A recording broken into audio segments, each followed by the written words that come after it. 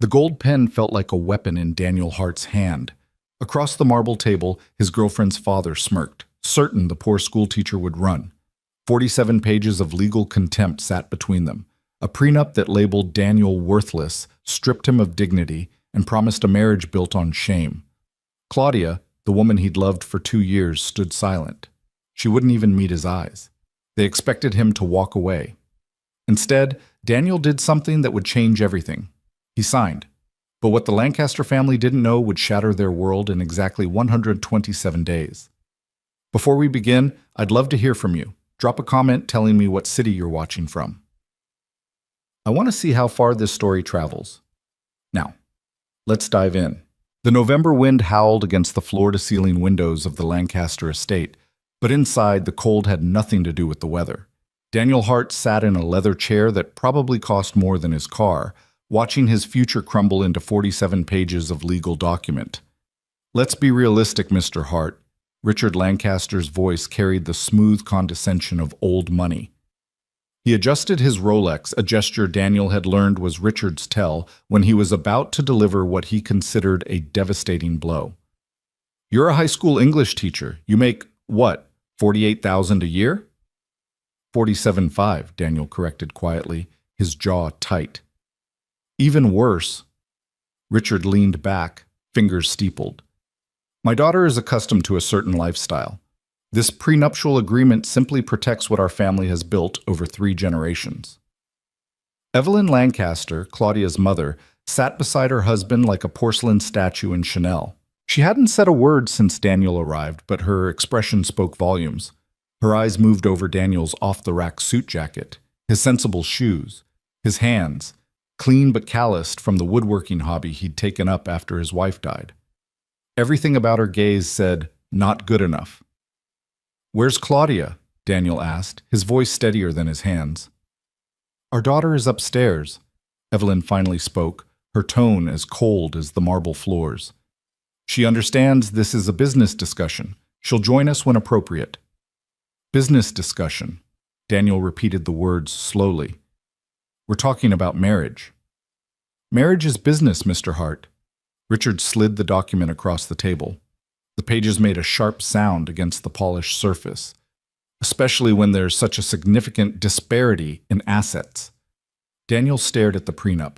Even from a distance, he could see how thoroughly they'd tried to dissect his worth, or lack thereof, in their estimation. "Let me summarize for you," Richard continued, clearly enjoying this. "In the event of divorce, you receive nothing. No claim to any property acquired during the marriage. No stake in Lancaster Holdings. No access to family trusts." He paused. "Claudia retains sole custody of any children, with you permitted supervised visitation at her discretion." Daniel's head snapped up. "Supervised visitation? Of my own children?" "The children Claudia would bear," Evelyn corrected. "We're not discussing your son." The room seemed to tilt. "Excuse me?" "Little—" Evelyn waved her hand vaguely. "What's his name again?" "Tommy." Daniel's voice dropped to barely above a whisper. "His name is Tommy. He's 7 years old." "Yes. Well," Evelyn's lips pursed. "The boy from your previous marriage is naturally your responsibility. This agreement pertains to any future children born to you and Claudia." Daniel felt something crack inside his chest. Tommy, his beautiful boy, who still cried sometimes for his mother, who Sarah had loved more than breathing, who Daniel had spent 3 years trying to help heal, reduced to the boy from your previous marriage. "Section 12 is particularly important," Richard went on, oblivious or indifferent to Daniel's reaction. "You agree to maintain separate finances. Your income remains your own, but you contribute 30% toward household expenses." "Wait," Daniel held up a hand.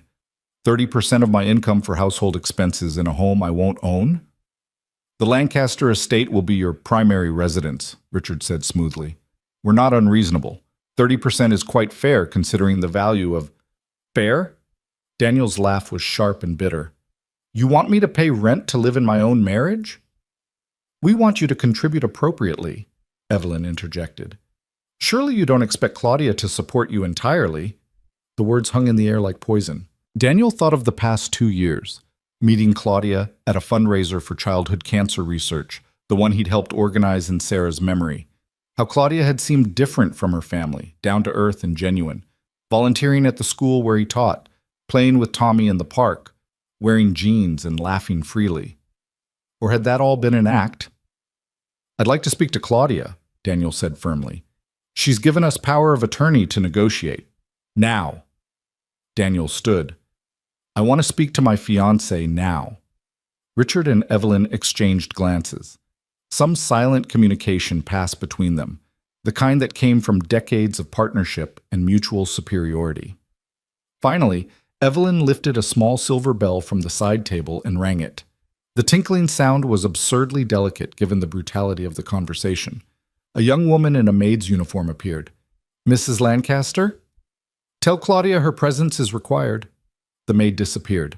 Daniel remained standing, his heart hammering. The grandfather clock in the corner ticked away seconds that felt like hours. He counted them. 43 seconds, 51, 62. Then he heard footsteps on the curved staircase. Claudia Lancaster entered the room, and Daniel's breath caught the way it always did when he saw her. She was beautiful, honey blonde hair pulled back in a simple twist, gray eyes that could be warm as summer or cold as winter. Right now, they were somewhere in between, carefully neutral. "Daniel," she offered a small smile that didn't reach those eyes. "I see you're reviewing the agreement." "Claudia." He moved toward her, but she remained by the doorway, maintaining distance. "Can we talk? Privately?" "Anything you need to say can be said here," Richard interrupted. "We're all family." "Not yet, we're not." Daniel kept his focus on Claudia. "Please." She hesitated, and in that hesitation, Daniel saw something flicker across her face. Guilt? Pity? He couldn't tell anymore. When had he stopped being able to read her? 5 minutes, she finally agreed. They walked through the mansion, and it truly was a mansion, not merely a house, in silence. Claudia led him to a small sitting room off the main hall, decorated in suffocating shades of cream and gold. She closed the door, but didn't sit. "Claudia, what is this?"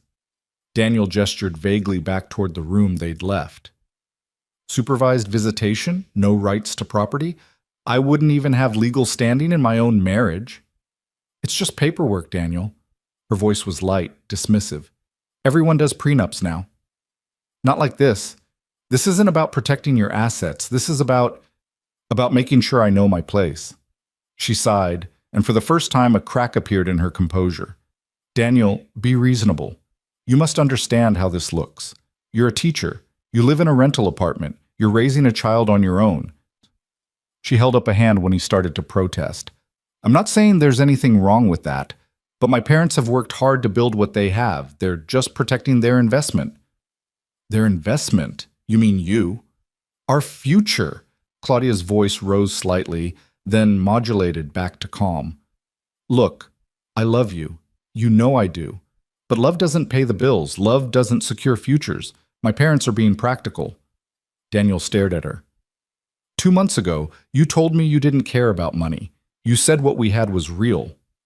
"It is real. This doesn't change that." "Doesn't it?" He pulled the prenup from his pocket. Richard had given him a copy to review at his leisure.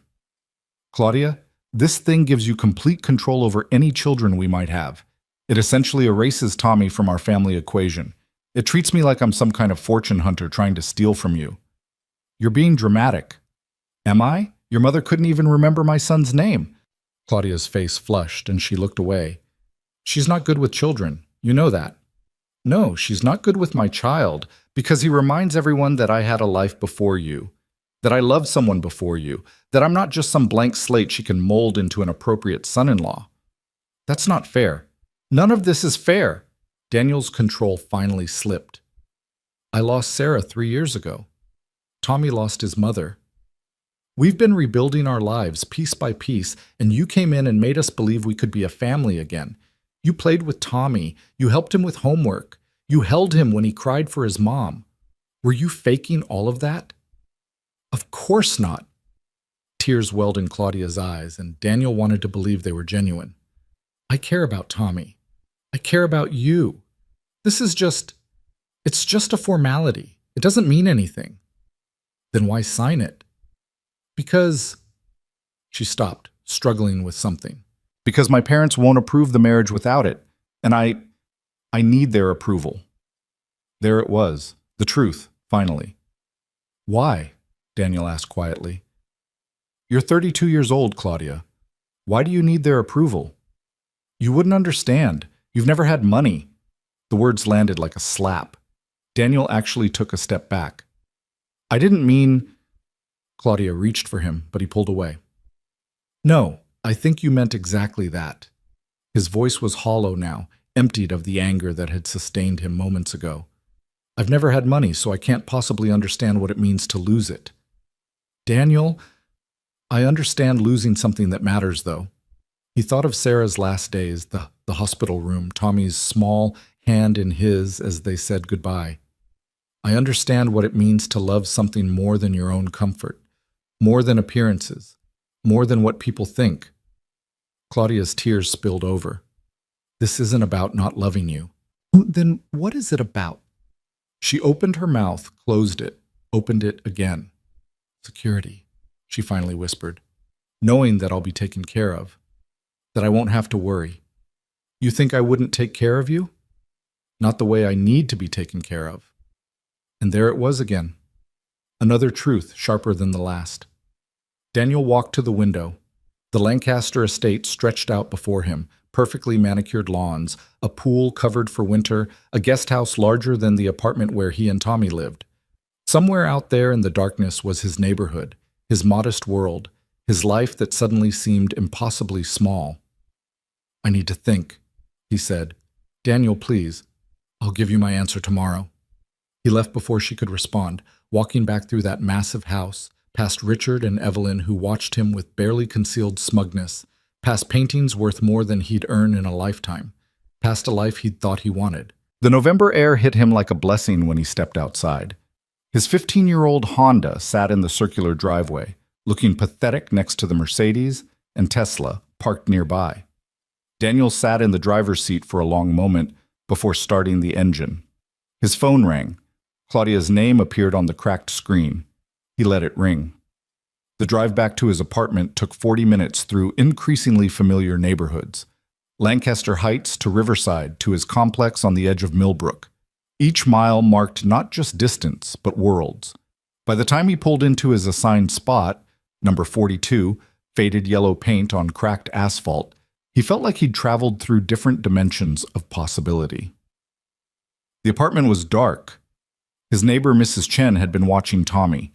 Daniel could hear his son's laughter through the thin walls before he even put his key in the lock. "Daddy!" Tommy launched himself the moment Daniel opened the door. "Mrs. Chen taught me how to make dumplings. They were so good. Can we make them tomorrow?" Daniel caught his son, breathing in the scent of his shampoo, the cheap store brand they bought in bulk, nothing like the expensive products in Claudia's bathroom. "Maybe this weekend, buddy." "How was dinner?" Mrs. Chen asked, gathering her things. She was a widow in her 70s, had lived in the complex for decades, and treated Tommy like a grandson. "Enlightening," Daniel said, the word hollow. Mrs. Chen studied his face with the perception of someone who'd survived plenty of life's harder lessons. She patted his arm. "Sometimes the most expensive things cost too much," she said quietly. "And I'm not talking about money."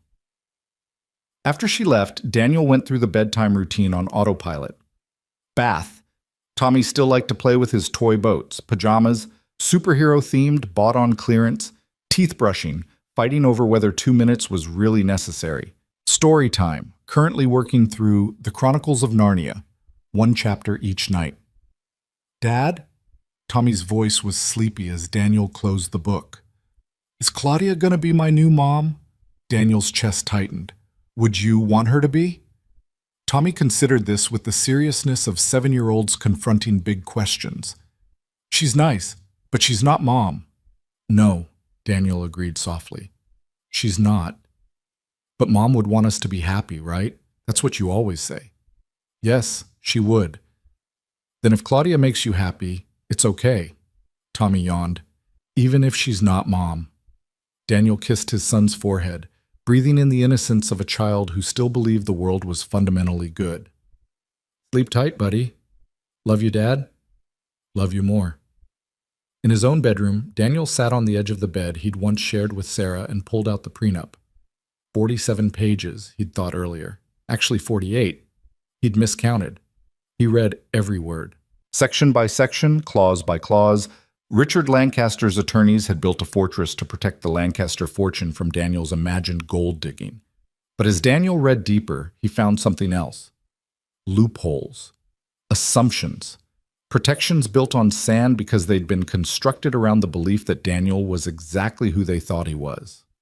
A poor school teacher with nothing to offer. They had no idea. Daniel pulled out his phone and scrolled through his contacts to a name he hadn't called in months. Marcus Brennan, attorney. They'd met through Sarah's cancer treatment. Marcus's wife had been in the same research trial. Both women had lost that fight, bonding their widowed husbands in grief. The phone rang 4 times before Marcus's groggy voice answered. Daniel, do you have any idea what time it is? I need legal advice. It's 11:30 on a Wednesday. I know, I'm sorry, but I need you to look at something. Something in Daniel's voice must have conveyed the urgency. Marcus sighed. Send it over. I'll look at it first thing tomorrow. Thank you. Daniel? Marcus's voice softened. You okay? I don't know yet. After hanging up, Daniel went to his closet and pulled out a box from the top shelf. Inside was a folder he hadn't opened in over a year. Legal documents, letters. A notice from an estate attorney in Seattle. His Uncle James had died 14 months ago. James Hart, the Uncle Daniel had barely known growing up because James had been busy building a tech startup in Silicon Valley. The eccentric uncle who showed up at family holidays with stories from another world. The uncle who'd sent Daniel and Sarah a generous check when they got married with a note. For starting your adventure. And the uncle who'd apparently never forgotten his nephew. Daniel had been so deep in grief when the attorney's letter arrived, so focused on keeping Tommy afloat, that he'd barely registered the contents. He'd signed the papers, filed them away, and continued surviving. Now he read the words carefully. The full inheritance to be transferred to Daniel Hart upon his 35th birthday, as per James Hart's wishes. Total estate value, approximately $10.3 million, including stock holdings, real estate, and liquid assets. His 35th birthday, which was in 127 days. Daniel sat in his quiet apartment, listening to the hum of the refrigerator and the distant sound of traffic, and began to smile. It wasn't a happy smile. It was the smile of someone seeing a path through darkness, a way to answer questions he hadn't known he needed to ask. About Claudia, about the Lancasters, about what people revealed when they thought you had nothing. He picked up his phone and texted Claudia. I'll sign it. Tomorrow, 9 a.m. Her response came within seconds. Really? Oh, thank God. I knew you'd understand. I love you. Daniel stared at those 3 words. I love you. Did she? Or did she love the version of him she'd constructed, the grateful poor man who'd be lucky to marry up, the man who'd know his place, contribute his 30%, and never forget he was an intruder in her world? There was only one way to find out. He'd sign their prenup. He'd marry Claudia Lancaster, and for the next 127 days he'd watch carefully. He'd see who she really was when she thought she'd won, when she thought he was locked in, unable to leave, dependent on her family's goodwill. And then, on his 35th birthday, when the inheritance transferred and the balance of power shifted so dramatically they'd never see it coming, Daniel would discover the truth. Would Claudia stand by him then? Would she be the woman he'd fallen in love with, the one who'd seemed to value kindness over net worth? Or would she reveal herself as exactly what her parents had raised, someone who measured human worth in dollar signs? Daniel sent one more text, this time to Marcus. Never mind waiting. I'm signing it, but I need you to do something for me first. Marcus. Name it. Find out everything you can about post-nuptial agreements, specifically about modifying or voiding prenups signed under false pretenses. Marcus. Daniel, what are you planning? An experiment in human nature. That's cryptic as hell. I'll explain after the wedding. Just be ready. Daniel turned off his phone and sat in the darkness of his bedroom. Through the wall, he could hear Tommy's soft snoring. His son, sleeping peacefully, trusting that his father would make the right choices, would keep them safe, would find a way to build a life worth living. Sarah, Daniel whispered to the darkness, to the ghost of the woman who'd taught him what real love looked like. I hope I'm not making a huge mistake. The silence offered no answers, but somewhere in his chest, beneath the hurt and anger and disappointment, Daniel felt something else stirring. Purpose, determination, a fierce need to know the truth, whatever it cost him. He'd sign their prenup, he'd play their game, and when the time came, he'd see exactly what kind of people he was dealing with. The clock on his nightstand clicked over to midnight, Thursday. One day closer to the wedding. One day closer to knowing whether the woman he loved was real or just another beautiful lie wrapped in designer clothes and family money. Daniel lay back and closed his eyes, but sleep wouldn't come. His mind kept circling back to that moment in the Lancaster mansion, to Claudia's tears, to her words. I need their approval. More than she needed him, apparently. More than she needed integrity, more than she needed to be the kind of person who'd stand up for what was right. But maybe, and this was the hope he couldn't quite kill, maybe she'd surprise him. Maybe over the course of their marriage, she'd show him that the woman he'd fallen in love with was still there, buried under years of Lancaster conditioning. Maybe she'd choose him, choose Tommy, choose the life they could build together over the life her parents had planned. And if she didn't? Well, Daniel had already survived losing everything once. He'd buried the love of his life and rebuilt from ashes. If Claudia Lancaster turned out to be exactly what her family had made her, he would survive that too. But he wouldn't survive it quietly, and he wouldn't survive it without making sure everyone knew exactly who these people were. 127 days. That's how long he'd wait to see the truth. That's how long Claudia had to prove she was worth fighting for. And if Daniel was honest with himself in the darkness of his bedroom, listening to his son breathe and feeling the weight of tomorrow's decision pressing down on his chest, he wasn't sure which outcome he was hoping for anymore. He wanted to believe in her. God, he wanted to believe. But wanting and knowing were two different things. So he'd wait. He'd watch. He'd sign their contract and play their game and see what kind of person emerged when they thought they'd won. Because sometimes the only way to see someone's true character was to give them exactly what they thought they wanted. And sometimes the best revenge was simply letting people reveal themselves. The prenup sat on his nightstand, 48 pages of legal contempt. Tomorrow, he'd sign it. Tomorrow, he'd agree to be less than equal in his own marriage. Tomorrow, he'd smile and nod and let Richard and Evelyn Lancaster believe they'd domesticated the poor schoolteacher. But 127 days from now, everything would change, and Daniel Hart would finally have his answers. The morning of the signing arrived with cruel sunshine, the kind of bright winter day that made everything look deceptively cheerful. Daniel stood in front of his bathroom mirror, adjusting a tie he'd borrowed from Marcus because he didn't own one nice enough for the occasion. Tommy watched from the doorway, holding his Captain America action figure. You look fancy, Dad, Tommy said, like when you went to Grandma's funeral. Daniel's hand stilled on the tie. Out of the mouths of children came truths adults tried to avoid. Yeah, buddy, kind of like that. The Lancaster estate looked different in daylight, less imposing somehow, though no less massive.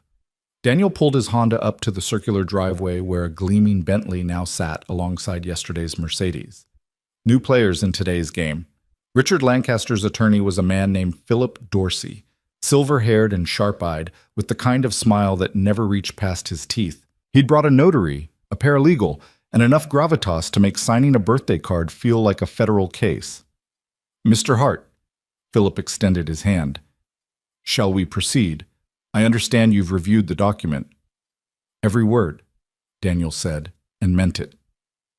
They assembled in what Evelyn called the morning room, though it was nearly noon. Claudia sat beside her mother, wearing a pale blue dress that probably cost more than Daniel's monthly rent. She looked beautiful and nervous, and something else Daniel couldn't quite identify. Guilty, maybe. Or resigned. Daniel. She stood when he entered, moved toward him, then stopped as if unsure whether she should touch him. Thank you for coming. Wouldn't miss it, he said lightly, and watched her flinch at the edge in his voice. Philip laid out the prenup with ceremonial precision, each page perfectly aligned. Let's review the key provisions one final time, he began, but Daniel held up his hand. Not necessary. I understand what I'm signing. Richard leaned forward, eyebrows raised. You're certain? Because once this is executed, it's binding. There's no going back. I'm aware. Daniel picked up the gold pen they'd provided, probably worth more than his car payment. Where do I sign? Something flickered across Richard's face. Disappointment, maybe, that Daniel wasn't putting up more of a fight. People like Richard enjoyed the conquest more than the victory. Daniel signed on 17 different lines, initialing pages, acknowledging terms, agreeing to his own diminishment with each stroke of expensive ink. The paralegal witnessed, the notary stamped. Philip collected the pages with the satisfaction of a man who'd just won a bet. Congratulations, Philip said, though it was unclear who he was congratulating or for what. You're all set for the wedding. 4 months away, Evelyn added, consulting a leather-bound planner. June 15th. I've already booked St. Catherine's Cathedral and the country club for the reception. Daniel, we'll need your guest list by next week. Keep it under 30 people, please. Our side is already at 200. Daniel felt that familiar tightness in his chest. 30 people. It's a generous allowance, Richard said, given the circumstances. Given that Daniel was poor, he meant. Given that Daniel's people didn't matter. My son will be there, Daniel said quietly. In the wedding party. Silence fell like a guillotine blade. The child from your first marriage? Evelyn's voice could have frosted glass. Daniel, surely you understand that's inappropriate. This is Claudia's day. Having a child from a previous relationship in the wedding party would be... He's 7 years old, Daniel interrupted, his voice harder now. His name is Tommy, and he'll be my best man or I won't be there at all. Claudia touched her mother's arm. It's fine, Mother. Tommy can be there. Claudia, really? I said it's fine. Claudia's voice carried an uncharacteristic edge. He's going to be my stepson. He should be part of the ceremony. It was a small victory, and it shouldn't have felt like pulling teeth, but Daniel took it. He'd learned in his 3 years of single parenthood to celebrate the small wins because they were often all you got. The meeting dissolved after that, Richard and Philip retreating to discuss business, Evelyn disappearing to make phone calls about flower arrangements. Claudia walked Daniel to his car, her heels clicking on the stone driveway. That wasn't so bad, was it? She asked, trying for lightness. Daniel turned to face her. Claudia, your mother wanted to exclude my son from our wedding. She's just old-fashioned about these things. Old-fashioned or just cruel? Claudia's face hardened. That's not fair. You're being oversensitive. Am I? Tell me something. When we get married, where will Tommy fit in this family? He'll fit fine. He'll have his own room in the East Wing. The East Wing? Daniel laughed, the sound sharp. Claudia, he's a 7-year-old boy, not a distant relative you're warehousing. He needs to be near us. Near me. The master suite is in the West Wing. The East Wing is right across the hall. Across a hall that's probably 50 feet wide in a house where he'll be terrified to leave his room at night. Daniel ran his hand through his hair. Do you hear yourself? You're talking about him like he's a piece of furniture we need to find space for. I'm trying to make this work, Claudia's voice rose. Do you think this is easy for me? Trying to balance what my parents want with what you need? Trying to figure out how to be a stepmother when I've never even been around children? You've been around Tommy for 2 years. That's different. That was dating. This is marriage. This is real life. Daniel stared at her, something cold settling in his stomach. What exactly did you think dating was? Practice? A trial run where nothing counted? That's not what I meant. Then what did you mean, Claudia? Because from where I'm standing, it sounds like you're saying the person you were for the past 2 years was just an act. Her eyes filled with tears, and Daniel wanted to feel sympathy, wanted to be moved by them, but something had shifted in him since last night. Some protective barrier had gone up, and her tears couldn't penetrate it. I love you, she whispered. Doesn't that count for something? I don't know anymore, Daniel said honestly. I really don't know. He drove away before she could respond, watching in his rearview mirror as she stood in that massive driveway, small and alone despite being surrounded by wealth. For just a moment, he felt a flicker of the old sympathy, the old desire to protect her. Then he remembered her mother forgetting Tommy's name, remembered the prenup in his glove compartment, remembered that Claudia had stood silent while her father stripped Daniel of dignity. Some things, Sarah had once told him, couldn't be loved away. Some problems weren't fixed by wanting them to be different. The months before the wedding passed in a strange blur of planning sessions Daniel wasn't invited to, and decisions made without his input. Claudia would call him with updates. The flowers would be white roses and peonies. The cake would be 6 tiers. The menu had been selected by a consultant who'd worked with 3 royal families. "Do I get to taste the cake at least?" Daniel had asked during one of these calls. A pause. "I hadn't thought of that. I suppose we could arrange something." "Most couples do that together, Claudia." "Yes, but most couples aren't planning a wedding of this scale. Mother has a system." Mother had a system. Mother had opinions. Mother had taken over completely, and Claudia had let her. And Daniel watched his own wedding plans unfold as if he were a stranger reading about someone else's life. Tommy noticed, of course. Children always did. "Is Claudia mad at us?" he asked one night during dinner. Spaghetti from a jar, nothing fancy, in their small kitchen where the cabinet door still stuck and the faucet still dripped, no matter how many times Daniel tried to fix it. "Nobody. Why would you think that?"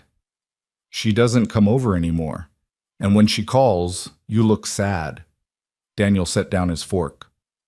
"Claudia's just busy planning the wedding." Grandma Sarah used to say that being too busy was sometimes just another way of saying something wasn't important enough. Tommy twirled spaghetti thoughtfully. "I heard her tell you that once when you were working too much."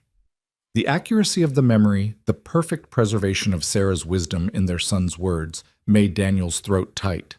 "Your mom was a smart lady." "The smartest," Tommy agreed. "Do you think she'd like Claudia?" It was the question Daniel had been avoiding for months.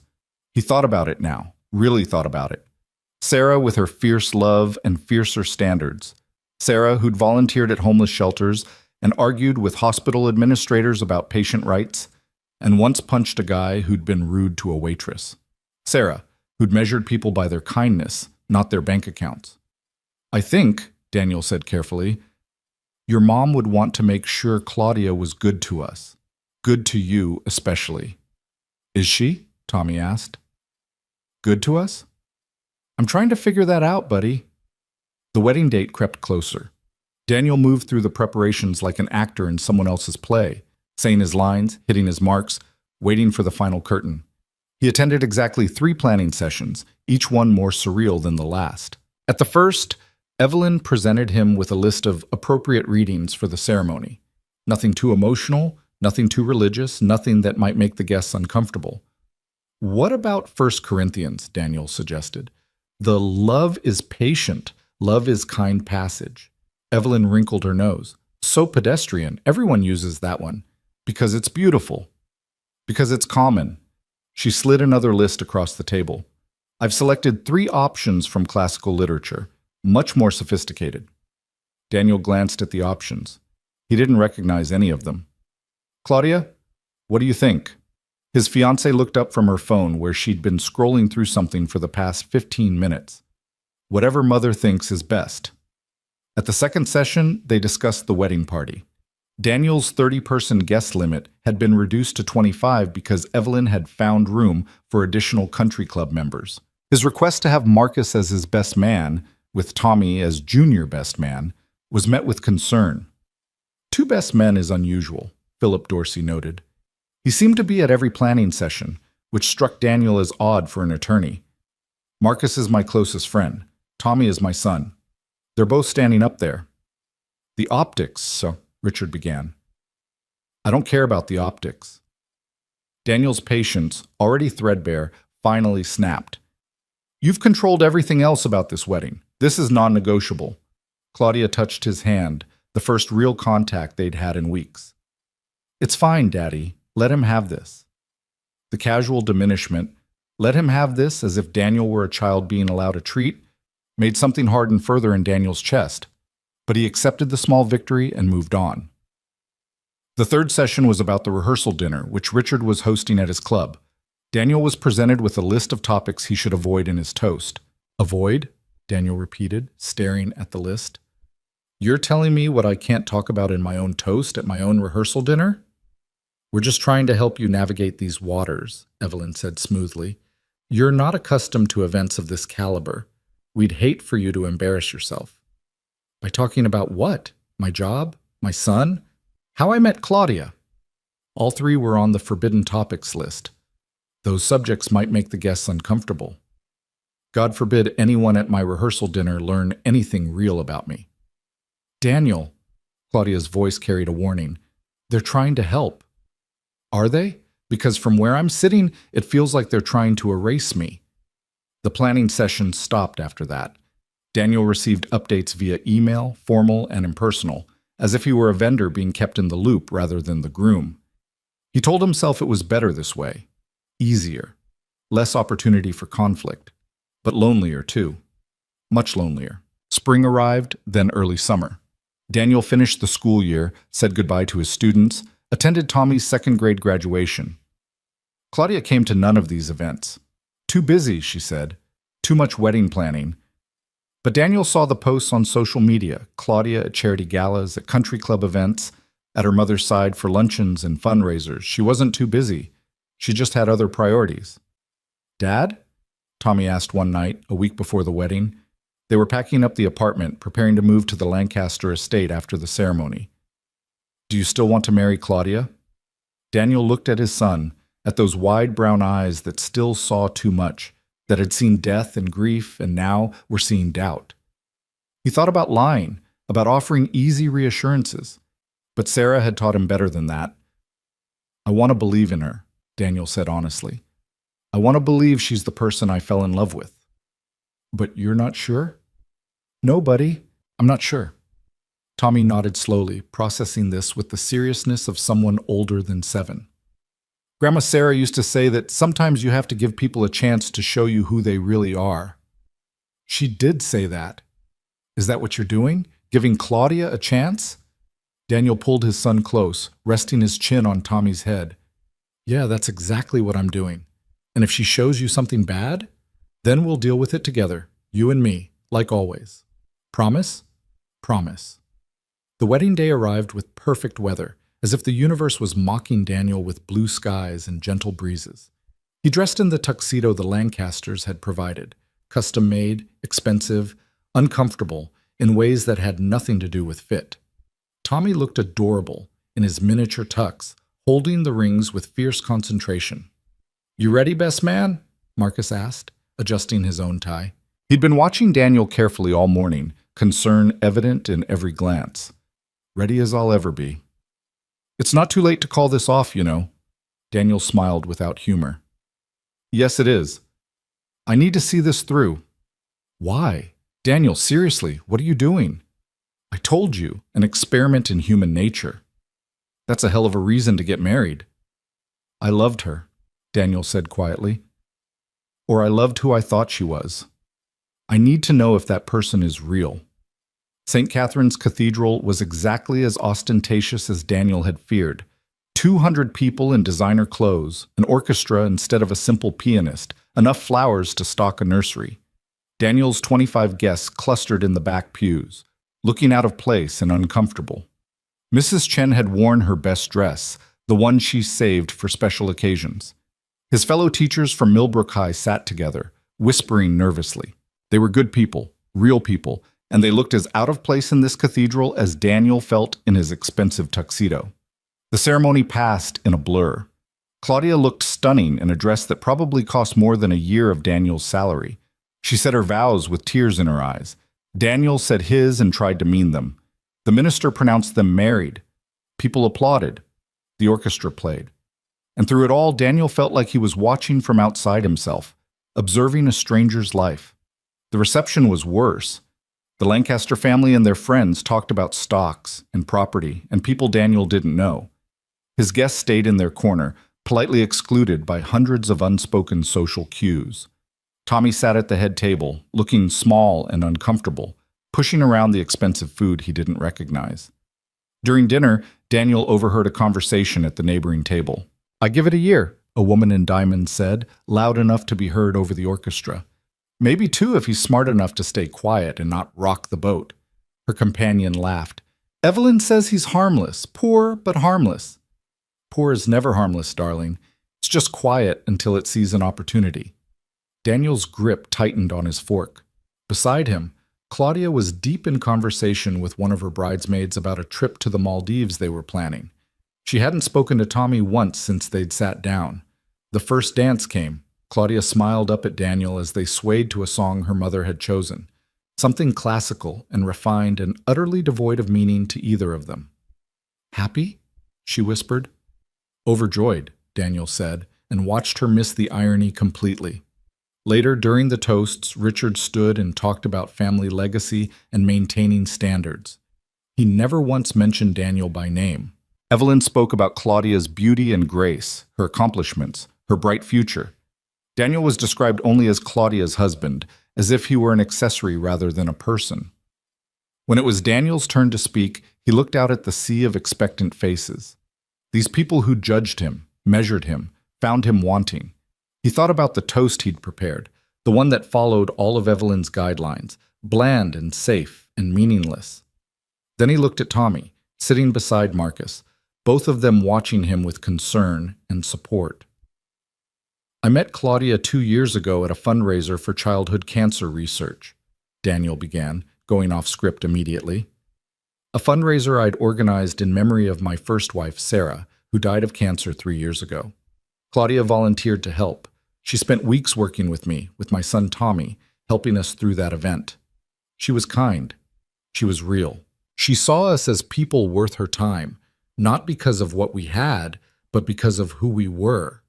He saw Claudia's face pale, saw Evelyn lean toward Richard with a whisper. "That's the woman I fell in love with," Daniel continued. "That's the woman I married today.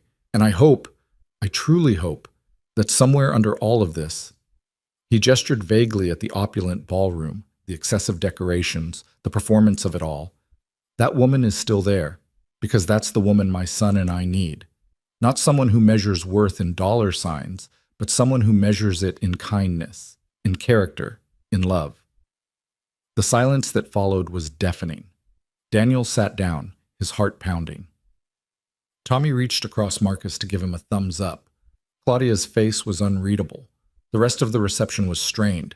People avoided Daniel as if he'd committed some terrible faux pas. Maybe he had, by their standards. He'd told the truth.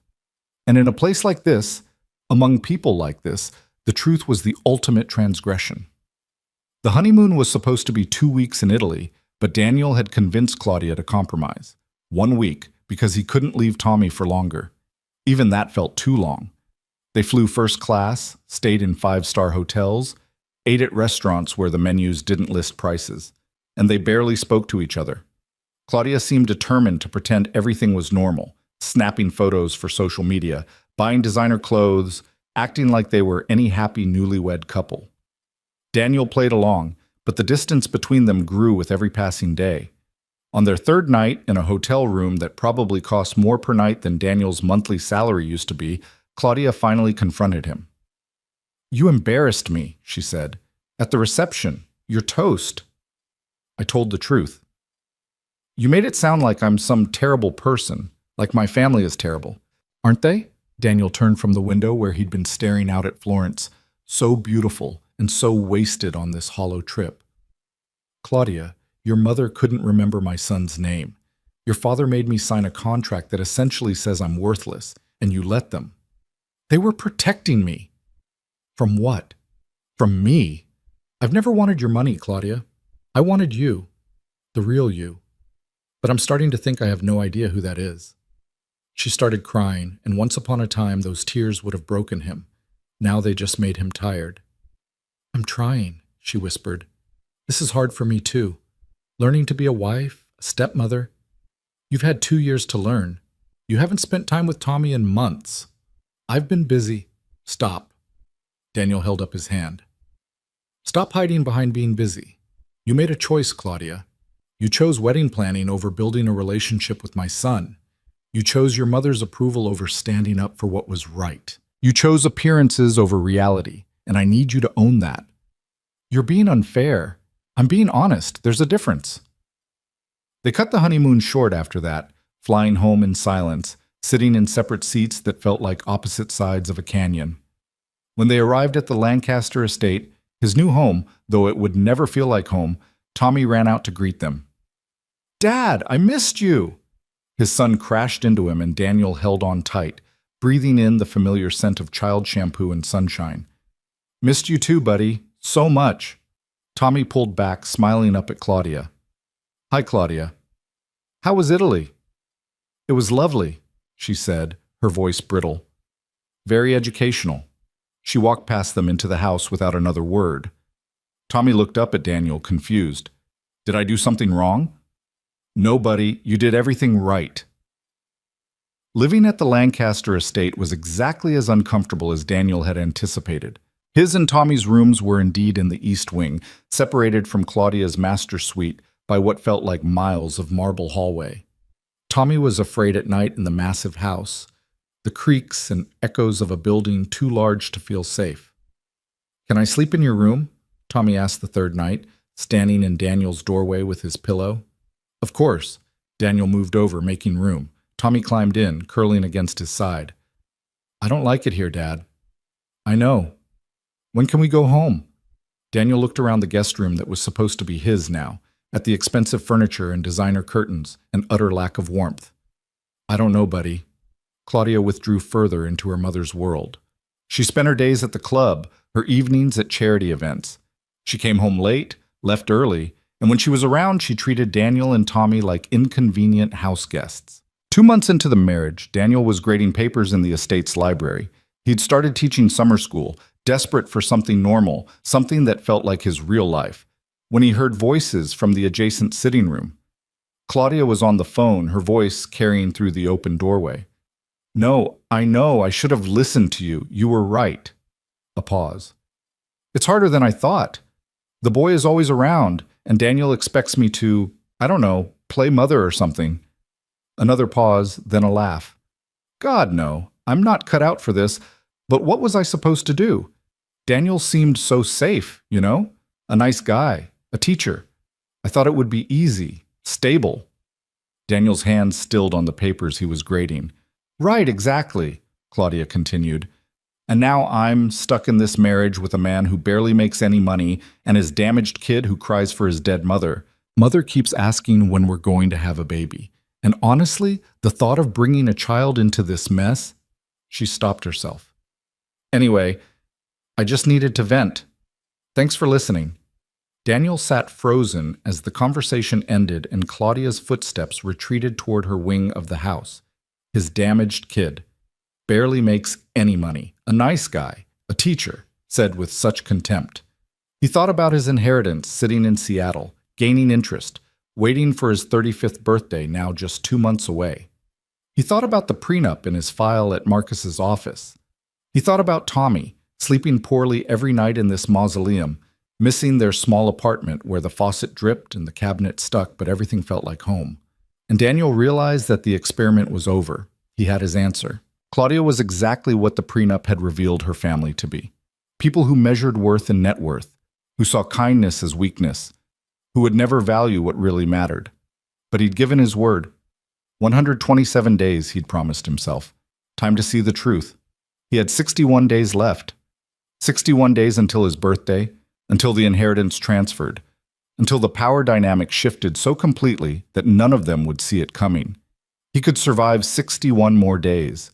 For Tommy, for his own peace of mind, for the closure of knowing he'd given this marriage every possible chance.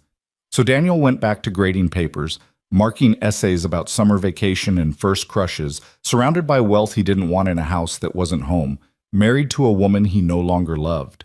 And he counted down the days until his birthday like a prisoner marking time on a cell wall. 61 days until freedom. 61 days until truth. 61 days until Daniel Hart finally showed the Lancaster family exactly who they'd underestimated. The countdown became Daniel's secret ritual. Each morning, he'd mark another day off the calendar hidden in his desk drawer at school. 60 days. 59. 58. The numbers ticked down with mechanical precision while his marriage crumbled with organic chaos. Claudia stopped pretending entirely after the phone conversation Daniel had overheard. She moved through the estate like they were strangers sharing a hotel, polite when necessary, absent when possible. Dinners became silent affairs when they happened at all. Most nights she ate at her parents' or claimed previous commitments that never included Daniel or Tommy. "Is Claudia sick?" Tommy asked one evening as they ate takeout pizza in Daniel's room. Their room now, really, since Tommy had given up on sleeping alone in the massive East Wing.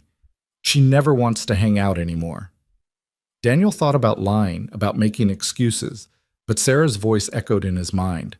Protect him from cruelty, but don't lie about reality. He needs to learn to see people clearly. "Claudia is having a hard time adjusting to being married," Daniel said carefully. "Sometimes grown-ups make choices that hurt other people without meaning to." "Does she not like us?" The question pierced Daniel's chest like a blade. "I think Claudia likes the idea of us more than the reality of us." Tommy considered this with his characteristic seriousness. "That's sad." "Yeah, buddy, it is." "Are we going to leave?" "Soon," Daniel promised. "Very soon." 47 days before Daniel's birthday, Claudia made an announcement over one of their rare shared breakfasts. Daniel had come down to find her in the morning room, a space so formal that even the sunlight seemed to enter apologetically, picking at a croissant while scrolling through her phone. "I have news," she said without looking up. "I'm pregnant." Daniel's coffee mug stopped halfway to his lips. "What?" "Pregnant. About 6 weeks along. I saw the doctor yesterday." Her tone was flat, as if she were reporting the weather or commenting on stock prices. 6 weeks? Claudia, that's... Daniel did the math. "That's from our honeymoon." "Apparently." She finally looked at him, and her eyes were empty of the joy that should have accompanied such news. "Mother is thrilled, of course. She's already planning the nursery." "The nursery." Daniel set down his mug carefully. "Don't you think we should plan that together?" "Why? You have such strong opinions about interior design?" The sarcasm was new, sharp, and cutting. "I have strong opinions about our child, yes." "Your child is upstairs sleeping. This one is mine." She stood, brushing croissant crumbs from her designer loungewear. "The prenup is very clear about that." Daniel felt the words like a physical blow. "So that's how this is going to be? You're already weaponizing a child that hasn't even been born yet?" "I'm protecting my interests. Isn't that what you'd do?" She paused at the doorway. He cut. "Oh, wait. You don't have any interest to protect. I forgot." She left before Daniel could respond. He sat alone in the morning room, surrounded by expensive furniture and crushing silence, and felt something inside him turn to ice. This was it. The final proof. Claudia wasn't going to change. She wasn't going to become the woman he'd thought she was. She was going to use their unborn child as another tool in her family's arsenal of control and contempt. 47 days. He just had to survive 47 more days. That evening, Daniel called Marcus from the privacy of his car, parked in the far corner of the estate's grounds where no one would overhear. "She's pregnant," Daniel said without preamble. Marcus swore softly. "And let me guess, she's already making it clear the kid belongs to her? Reference the prenup within 2 minutes of telling me." "Daniel, you need to get out of there. File for divorce now before—" "No." Daniel's voice was firm. 47 more days. I need to see this through." "Why?" "What's the point now? You have your answer. She's shown you exactly who she is." "Because if I leave now, she'll paint me as the villain. The poor teacher who married up, got her pregnant, and abandoned her. Her family's lawyers will destroy me, and I'll lose any chance of being in my child's life." Daniel leaned his head against the steering wheel. "But if I wait until my birthday, until the inheritance transfers, everything changes. Suddenly I'm not the fortune hunter. Suddenly, I'm the man who had money all along and chose to see what kind of person she really was. That's one hell of a gamble, brother. It's all I've got." The next weeks were a masterclass in psychological warfare. Evelyn Lancaster descended on the estate with decorators, pediatricians, and a level of enthusiasm she'd never shown for Tommy. The nursery, located in the West Wing naturally, close to Claudia and far from Daniel, became a shrine to excess. Designers brought swatches and samples. Claudia held court, making decisions about a child she discussed as if it were an accessory rather than a human being. "We'll need a night nurse, of course," Evelyn said during one of these planning sessions. Daniel had been summoned to approve expenses, though his approval was clearly a formality. And a nanny. Claudia can't be expected to handle everything herself. What about me? Daniel asked. I'm the father. I'll be handling plenty. The looks exchanged between mother and daughter spoke volumes. You'll be teaching, Claudia said dismissively. Someone needs to contribute financially, after all. The irony was so thick, Daniel could have choked on it. In 42 days, he'd have more money than Claudia could spend in a lifetime, and she was lecturing him about financial contribution. Right, he said mildly. Someone has to pay that 30% household contribution. If Claudia caught his sarcasm, she didn't show it. Tommy, meanwhile, was struggling. His grades had slipped. His teacher at the summer program called to express concern. Daniel found him crying in bed one night, muffling the sound in his pillow. Hey, hey! Daniel gathered his son close. What's wrong?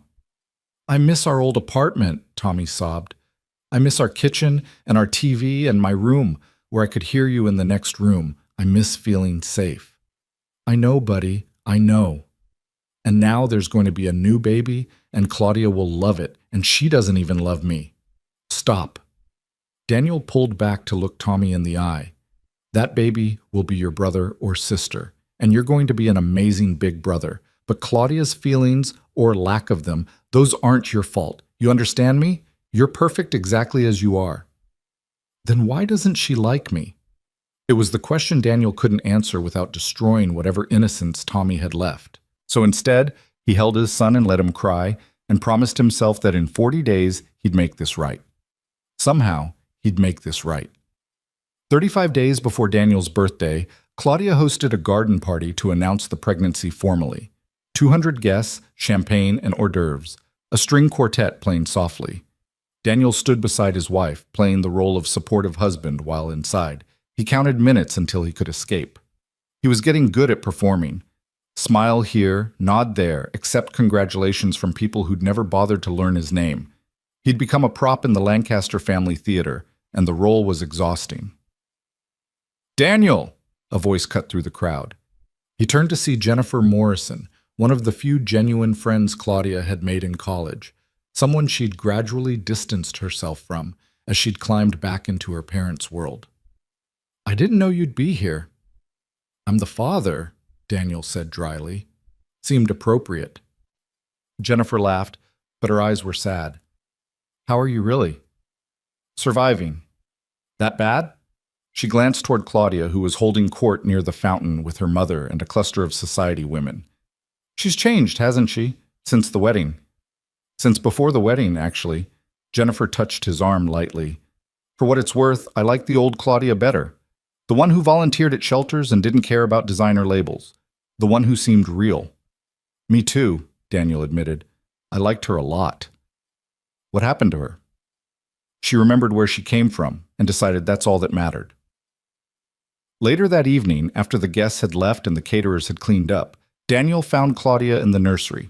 She was standing in the center of the room, one hand on her still flat stomach, surrounded by luxury goods for a child who didn't yet exist. The party went well, Daniel offered. Mother was pleased. Claudia didn't turn around. That's what matters. Is it? Is that really all that matters? She turned then, and something in her face was different, harder, colder. What do you want from me, Daniel? Really? I want you to be the person I married, the person who laughed at bad jokes and played board games with Tommy and didn't care that I drove a 15-year-old Honda. That person was naive. She didn't understand how the world works. The world? Or your world? They're the same thing. Claudia moved to the designer crib that probably cost more than most people's cars. This baby will have everything, the best schools, the best opportunities, the best life. Can you give a child that on a teacher's salary? I can give a child love, stability, values that matter. Love doesn't pay for Princeton. No, but it teaches kids that people matter more than prestige. Daniel felt his control slipping, felt the anger he'd been suppressing for months rising to the surface. It teaches them that worth isn't measured in dollar signs, that character counts for something. Character is a luxury of the poor, Claudia said dismissively. People who have nothing else cling to character because it's all they have. The words hung between them, so cold and cruel that Daniel actually took a step back. Is that really what you think? It's what I know. She finally looked at him directly. You're a good man, Daniel. Kind, principled, all of that. But goodness doesn't build empires. It doesn't create legacies. It doesn't ensure that your children and grandchildren will never have to worry. My son worries every day, Daniel said quietly. He worries that he's not good enough, that he doesn't fit in, that his stepmother sees him as a burden. No amount of money is worth that. Then maybe you should have thought of that before you married me. Maybe I should have. Daniel moved toward the door, then paused. For what it's worth, I hope this baby teaches you something. I hope when you hold your child for the first time, you remember what really matters. I know what matters, Claudia said. I'm just not sure you do. 28 days before his birthday, Daniel overheard another conversation. This time, Claudia wasn't on the phone. She was in the estate's sunroom with 3 of her friends, women Daniel vaguely recognized from the wedding. He'd come looking for Tommy and heard voices, was about to announce himself when he heard his name. Honestly, I don't know what I was thinking, Claudia was saying. A teacher? Mother tried to warn me, but I thought I was being so progressive, so open-minded. The other women murmured sympathetically. At least the prenup protects you, one of them said. Imagine if you hadn't had that. He could have taken you for everything. God, don't even joke about that, Claudia's voice carried clearly through the open door. The only good thing about this marriage is that when it inevitably ends, I'll have full custody and he'll have nothing. The baby will be raised properly, not in some sad little apartment eating cheap pizza. What about his son, the one from before? Not my responsibility. Claudia's tone was dismissive. That's his baggage to deal with. I made it clear from the beginning that I wasn't signing up to be anyone's replacement mother. Daniel's hands clenched into fists. He thought of all the times in those first 2 years when Claudia had played with Tommy, had helped with homework, had seemed genuinely caring. Had it all been performance? Had she been auditioning for the role of wife while planning to discard the inconvenient parts once she'd secured the position? So what are you going to do? Another friend asked. You can't stay married to him forever. I'll wait until after the baby is born. Let him bond a little, just enough that losing custody really hurts. Then I'll file for divorce, cite irreconcilable differences, and let Daddy's lawyers handle the rest. She paused, and Daniel could hear the smile in her voice. He'll be teaching high school for the rest of his life, sending child support checks he can barely afford, while my child grows up with every advantage. It's almost poetic. You've become so ruthless, one of the friends said admiringly. I love it. I've become practical, Claudia corrected. There's a difference. Daniel walked away before he heard more, his heart pounding with rage, and something else. Relief, maybe. Because now he knew beyond any doubt. Now there was no room for hope, no space for what-ifs. Claudia had revealed herself completely, and she was exactly as cruel as her family had raised her to be. 28 days. He could survive 28 more days. He found Tommy in the library, reading one of the Harry Potter books Sarah had loved. His son looked up, and something in Daniel's face must have shown because Tommy's eyes widened. Dad, what's wrong? Daniel sat beside his son, pulling him close. Nothing's wrong. I just wanted to tell you something. Okay. In a few weeks, things are going to change. Change in a big way. Daniel chose his words carefully. And when they do, I need you to trust me. Can you do that? I always trust you. I know, buddy, but this time it's really important. Daniel kissed the top of Tommy's head. No matter what happens, no matter what anyone says, remember that you and I are a team. Always have been, always will be. Are we leaving? Hope crept into Tommy's voice. Soon, very soon. Good. Tommy leaned against his father. I want to go home. Me too, buddy, me too. The final weeks crawled by with agonizing slowness. Daniel went through the motions of his life. Taught his summer classes, graded papers, attended the occasional dinner with Claudia when appearances demanded it. He watched his wife grow more confident, more dismissive, more convinced of her complete control. Evelyn and Richard treated him with increasing contempt now that Claudia was pregnant and the Lancaster legacy was secure. They'd gotten what they wanted, a grandchild with their daughter's DNA and complete control. Daniel was just the sperm donor who'd inconveniently stuck around. "We've been discussing something," Richard said one evening over dinner. Claudia had insisted Daniel attend this particular meal, though she hadn't explained why. "Your teaching salary, inadequate as it is, does contribute to the household expenses per the prenuptial agreement. However, now that Claudia is pregnant, we think it's time you considered a career change." Daniel set down his fork carefully. "A career change. I have a position available at one of my companies," Richard continued. "Middle management, paper pushing mostly, but it pays significantly better than education. You'd be home earlier, could help more with the baby." "Help more," Daniel repeated. "I'm the father. I plan to be very involved." Of course," Richard waved his hand dismissively. "But let's be realistic. Claudia and the nanny will handle the bulk of childcare. We're simply suggesting you make yourself more useful financially. And work for you. It would be a family business." Evelyn's smile was cold. "Isn't that nice? Keeping everything in the family?" Daniel understood the play immediately. Get him working for Lancaster Holdings, make him dependent on their paycheck, ensure he could never leave without losing everything. It was control masquerading as generosity. "I'll think about it," Daniel said, knowing he'd be gone before they could pressure him further. "Don't think too long," Richard said. "The position won't stay open forever." 10 days before Daniel's birthday, Marcus called with news. "I've been doing research on your situation," Marcus said. "That prenup has some interesting loopholes." "Such as?" "It was written under the assumption you had no assets. But if you had assets before the marriage that were simply undisclosed, assets that you were legally entitled to but hadn't yet received, then the prenup was signed under false pretenses. The inheritance wasn't mine yet. Uncle James's will specified my 35th birthday. But the will existed before your marriage. You were the named beneficiary before you signed the prenup.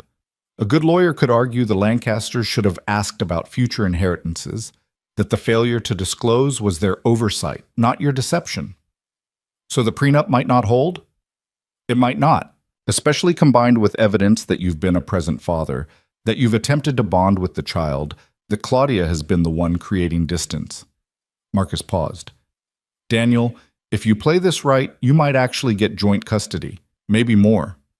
I don't want more. I just want to be in my child's life. And I want Tommy protected. Then we need to document everything, every interaction, every dismissal, every time Claudia or her parents treat Tommy as less than. You'll need witnesses." "I have witnesses." Daniel thought of Mrs. Chen, of his fellow teachers, of Jennifer Morrison who'd seen Claudia's transformation. "I have plenty of witnesses." 5 days before his birthday, Daniel received a call from the estate attorney in Seattle, the one who'd handled Uncle James's will. "Mr. Hart, I'm calling to confirm the transfer date. Your 35th birthday is December 10th, correct?" "Correct.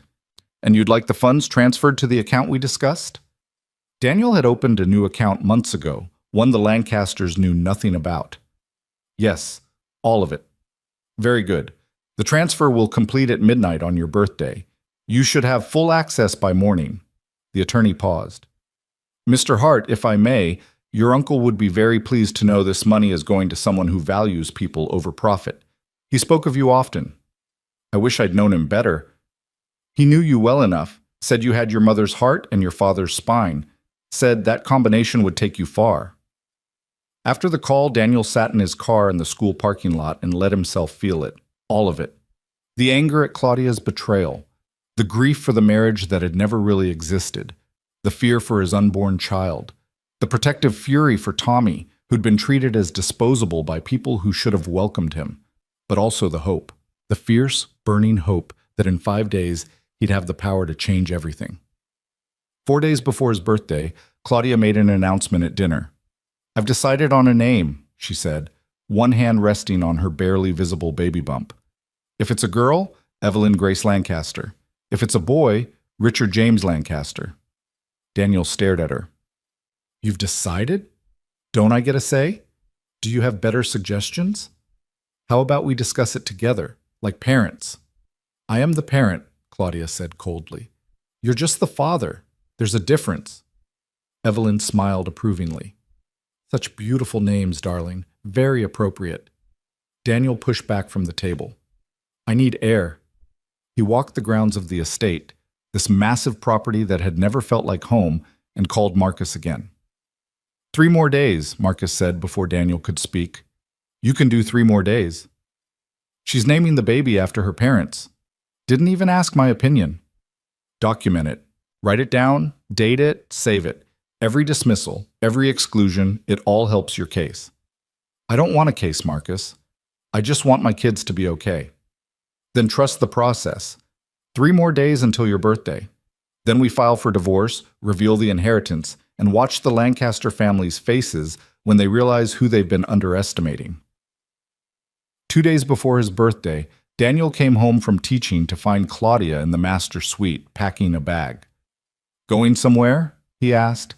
Mother's, just for a few days. I need space. She didn't look at him.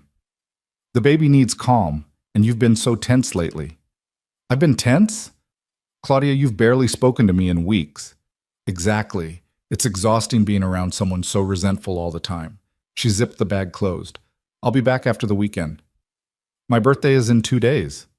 Is it? She finally looked at him, and her eyes were empty. Well, happy early birthday, I suppose. She left without another word, without a kiss, without even a pretense of affection. Daniel watched her go and felt nothing. The love, the hope, even the anger. It had all burned away, leaving only cold clarity. Tomorrow was December 9th. The next day was his 35th birthday, the day everything changed. That night, Daniel took Tommy out for pizza at their old favorite place near their old apartment. They sat in a booth worn smooth by years of use, ate cheap slices loaded with pepperoni, and for the first time in months, Tommy smiled without reservation. This is the best, Tommy said, cheese stretching from slice to mouth. Can we come here every week?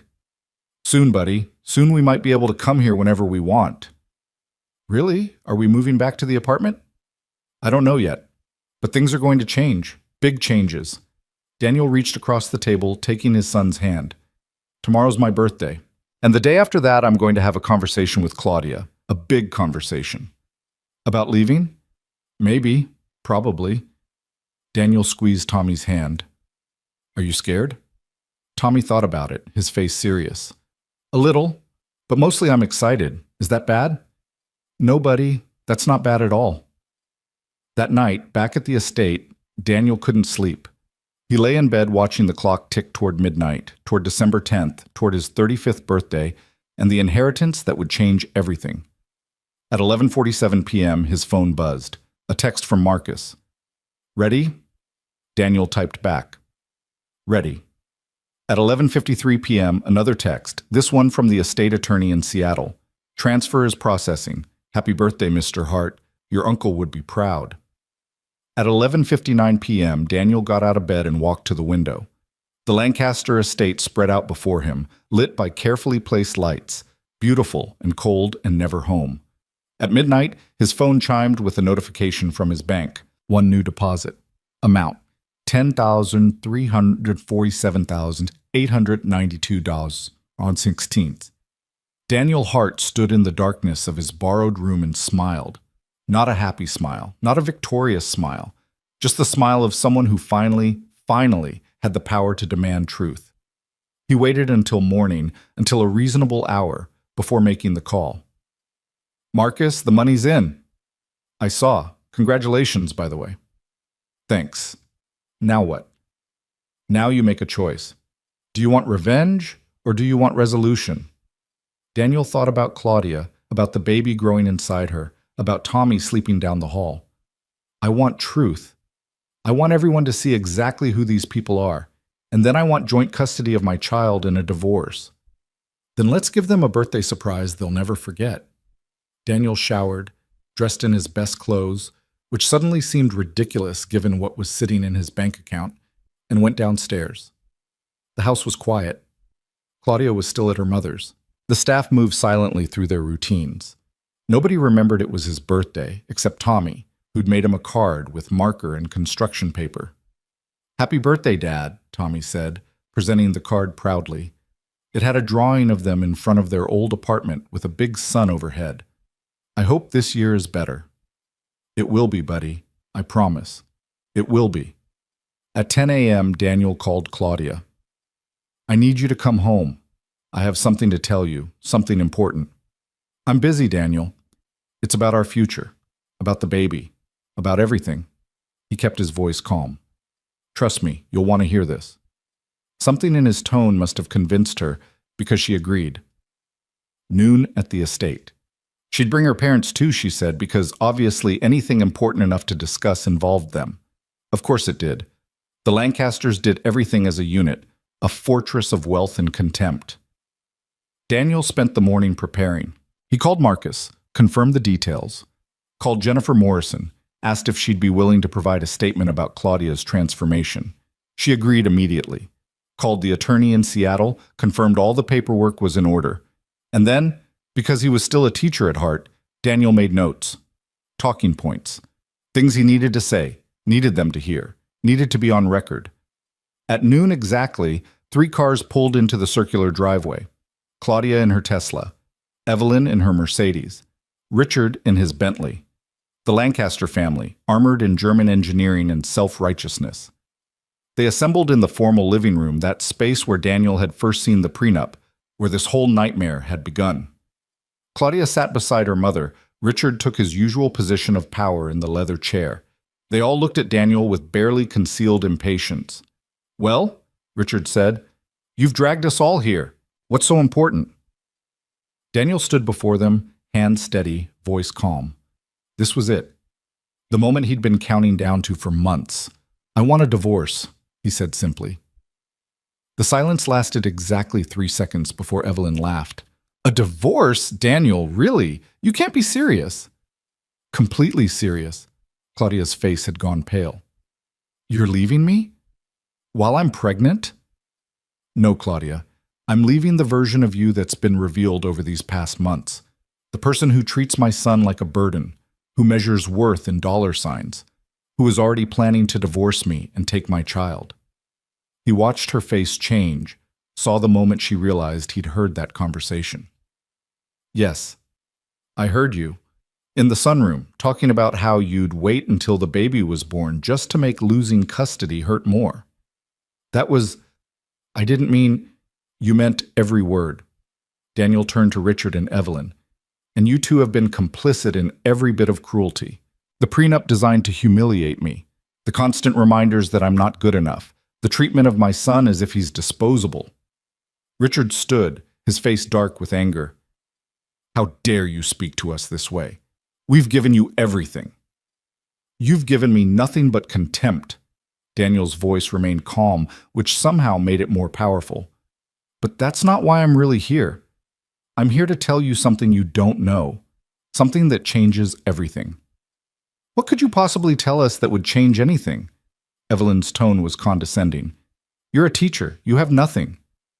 Actually, Daniel said and smiled for the first time since they'd arrived. I have quite a lot. As of midnight last night, I inherited $10 million from my late uncle's estate. The silence that followed was absolute. Claudia's face went white. Evelyn's mouth opened and closed without sound. Richard actually sat back down, hard. You're lying, Richard finally said. This is some kind of joke. No joke? Daniel pulled out his phone, showed them the bank statement. $10,347,892.16. My Uncle James died over a year ago. His will specified the inheritance would transfer on my 35th birthday. Today. He watched them process this, watched the recalculations happening behind their eyes. I've been wealthy this entire time. I just didn't have access to it yet. Why didn't you say anything? Claudia's voice was barely a whisper. Because I wanted to see who you really were. I wanted to know if you'd love me without money, if you'd treat Tommy with kindness, if you'd be the person I thought I married. Daniel looked at his wife, at the mother of his unborn child. You weren't. You showed me exactly who the Lancaster family raised you to be, and I'm grateful for that clarity. Daniel, wait. Claudia stood, moved toward him. This doesn't have to change anything. It changes everything, Daniel said firmly. And here's what's going to happen next. I'm filing for divorce. My lawyers will contest the prenup on the grounds that it was signed under false pretenses. Your lawyers assumed I had no assets when, in fact, I had a substantial inheritance pending, and I'm going to fight for joint custody of our child." "You'll never win," Richard blustered, but his voice lacked conviction. "The prenup is ironclad. The prenup is flawed. My lawyers have already identified multiple issues, but more than that, I have evidence. Months of evidence of Claudia's neglect toward Tommy, her statements about planning to exclude me from our child's life. Witnesses who will testify to her transformation from the kind woman I dated to the cruel person she became." Daniel looked at each of them in turn. "I don't want your money. I never did. I just want to be a father to both my children. And I want Tommy to grow up knowing that kindness matters more than bank accounts." Claudia was crying now, real tears streaming down her face. "Daniel, please. I love you. I can change. I can be better." "Can you?" Daniel asked quietly. "Because I've given you months to show me that, and you've chosen cruelty every single time." "I was scared," Claudia sobbed. "Scared of disappointing my parents, scared of not being good enough, scared of everything. But I can change. Give me a chance to prove it." Daniel looked at her, at the woman he'd loved, at the mother of his unborn child. He thought about walking away clean, about taking his money and his son and starting over somewhere far from the Lancaster empire. But then he thought about the baby, his child, who hadn't asked for any of this, who deserved better than parents who hated each other, who deserved at least the chance of a family. "1 month," Daniel heard himself say. "You get 1 month to prove you can change." "But there are conditions." "Anything," Claudia said desperately. "I'll do anything. You move out of this estate. You cut yourself off from your parents' money. You get a real job, not some vanity position at one of your father's companies. You learn to be a mother to Tommy, to actually care about him instead of seeing him as an obstacle. And you prove to me that you can value character over wealth." "That's impossible," Evelyn gasped. "Claudia can't survive without—" "Then she's not worth saving," Daniel said flatly. "And I'll raise our child to understand that people's worth isn't measured in their bank accounts." He walked toward the door, then paused and looked back at Claudia one final time. "You have until January 10th, 1 month from today. Show me the woman I fell in love with still exists somewhere under all this Lancaster conditioning." He pulled out an envelope, handed it to her. "This is the address of a modest apartment I've rented. It's in a normal neighborhood with normal people. Tommy and I will be there. If you want to prove you can change, that's where you'll find us." He walked out of the Lancaster estate without looking back, went upstairs, and found Tommy reading in their shared room. "Hey, buddy, want to go home?" Tommy's face lit up like sunrise. "Really? Right now?" "Right now. Pack your important stuff. We're leaving." They packed quickly. Clothes, books, Tommy's action figures, the few things that mattered. The expensive toys Evelyn had bought, the designer clothes, the trappings of Lancaster wealth. They left it all behind. As Daniel loaded the last box into his Honda, Marcus pulled up in his own car. "You did it," Marcus said, grinning. "You actually did it." "Did I? Or did I just make the biggest mistake of my life?" "Giving her a chance to prove herself? That's not a mistake. That's mercy." Marcus helped lift the box. "Though I gotta say, I didn't see that coming. I thought you'd walk away for sure." "I thought I would too." Daniel looked back at the mansion, at the life he was leaving behind. "But I keep thinking about the baby, about what Sarah would want me to do. She'd want me to fight for family, to give people a chance to be better than they are." "Sarah was a better person than most of us," Marcus said gently. "Yeah, she was." Daniel opened the car door. "Come on, Tommy, let's go home." They drove away from the Lancaster estate as afternoon light slanted through winter trees. In the rear-view mirror, Daniel could see Claudia standing in the doorway, watching them go. She looked small and lost, and maybe, just maybe, like she was beginning to understand what she'd almost thrown away.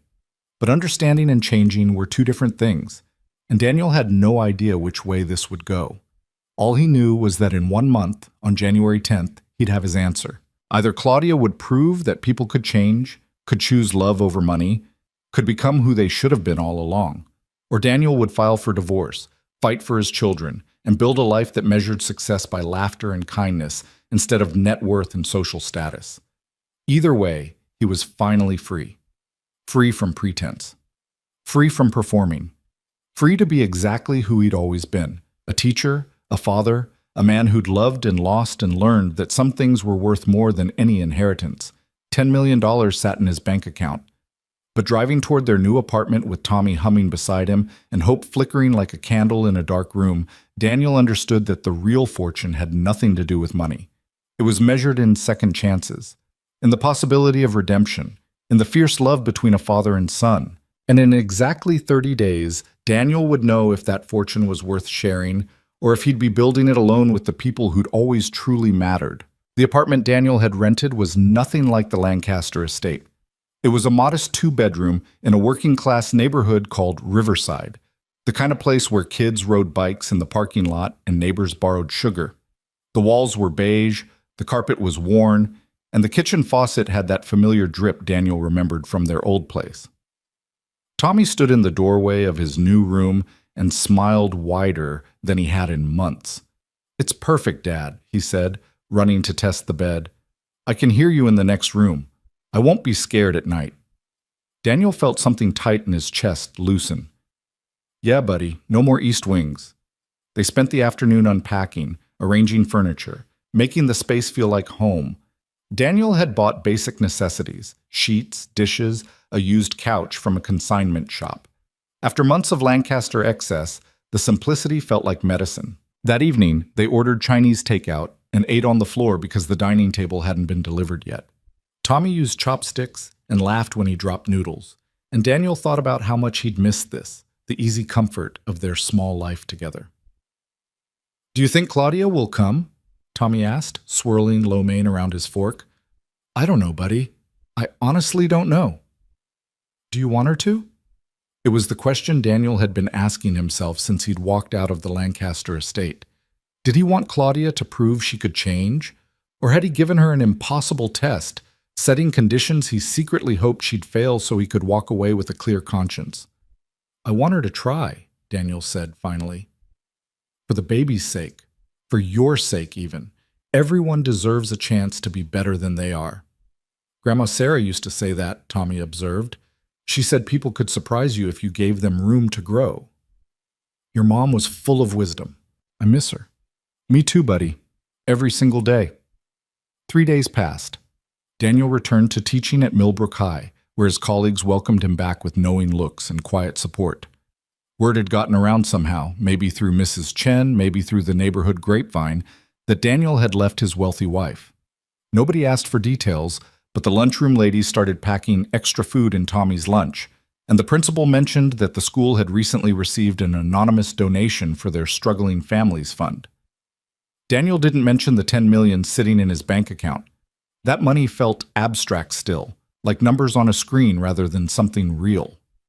He'd grown up without wealth, built his life on a teacher's salary, and the inheritance hadn't changed his daily routine.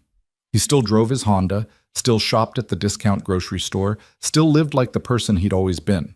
On the 4th day, a knock came at the apartment door. Daniel opened it to find Claudia standing in the hallway, wearing jeans and a simple sweater he didn't recognize. No designer labels visible. No jewelry except her wedding ring.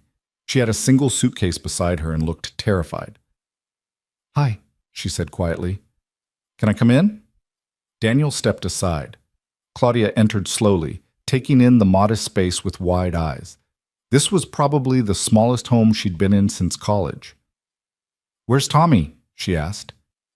"At Mrs. Chen's, our neighbor. She watches him sometimes after school." Daniel crossed his arms. "You came. You said 1 month. I'm here to start it." Claudia set down her suitcase. "I found a job. It starts Monday. Nonprofit work, helping coordinate community programs.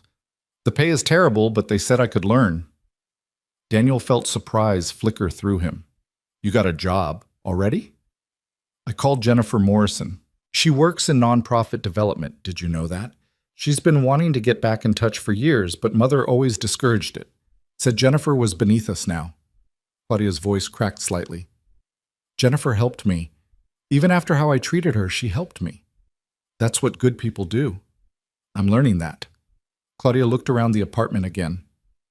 Where will I stay? I don't want to impose. The couch pulls out. You can sleep there. Daniel's tone was firm. I'm not sharing a room with you, Claudia. Not until you prove this is real. She nodded, accepting this. That's fair. And tomorrow, you're spending the day with Tommy. Just you and him. No distractions, no excuses. You're going to learn to be his stepmother. I don't know how. Then figure it out.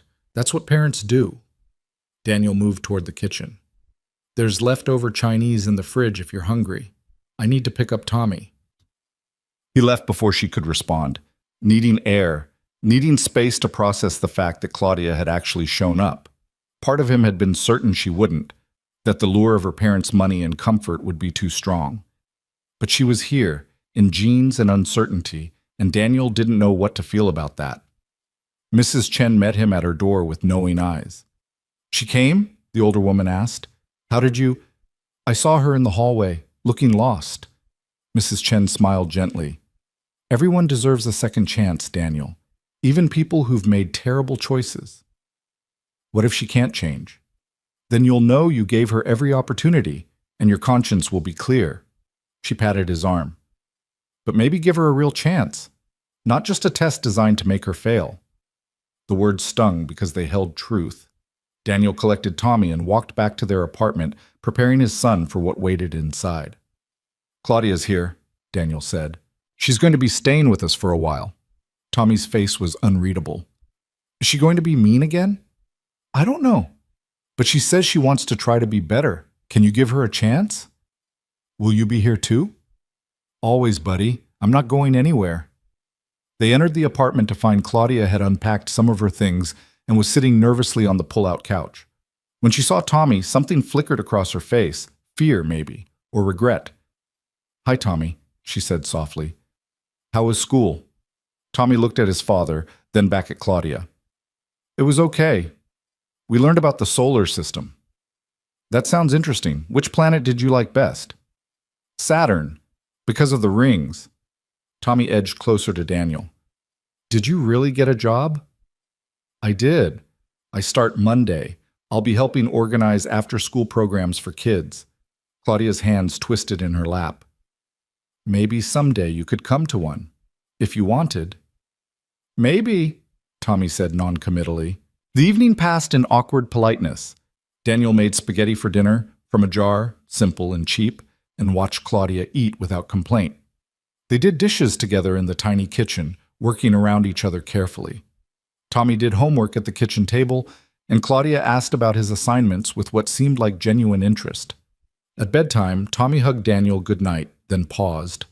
Good night, Claudia, he said, the words formal and careful. Good night, Tommy. Sleep well.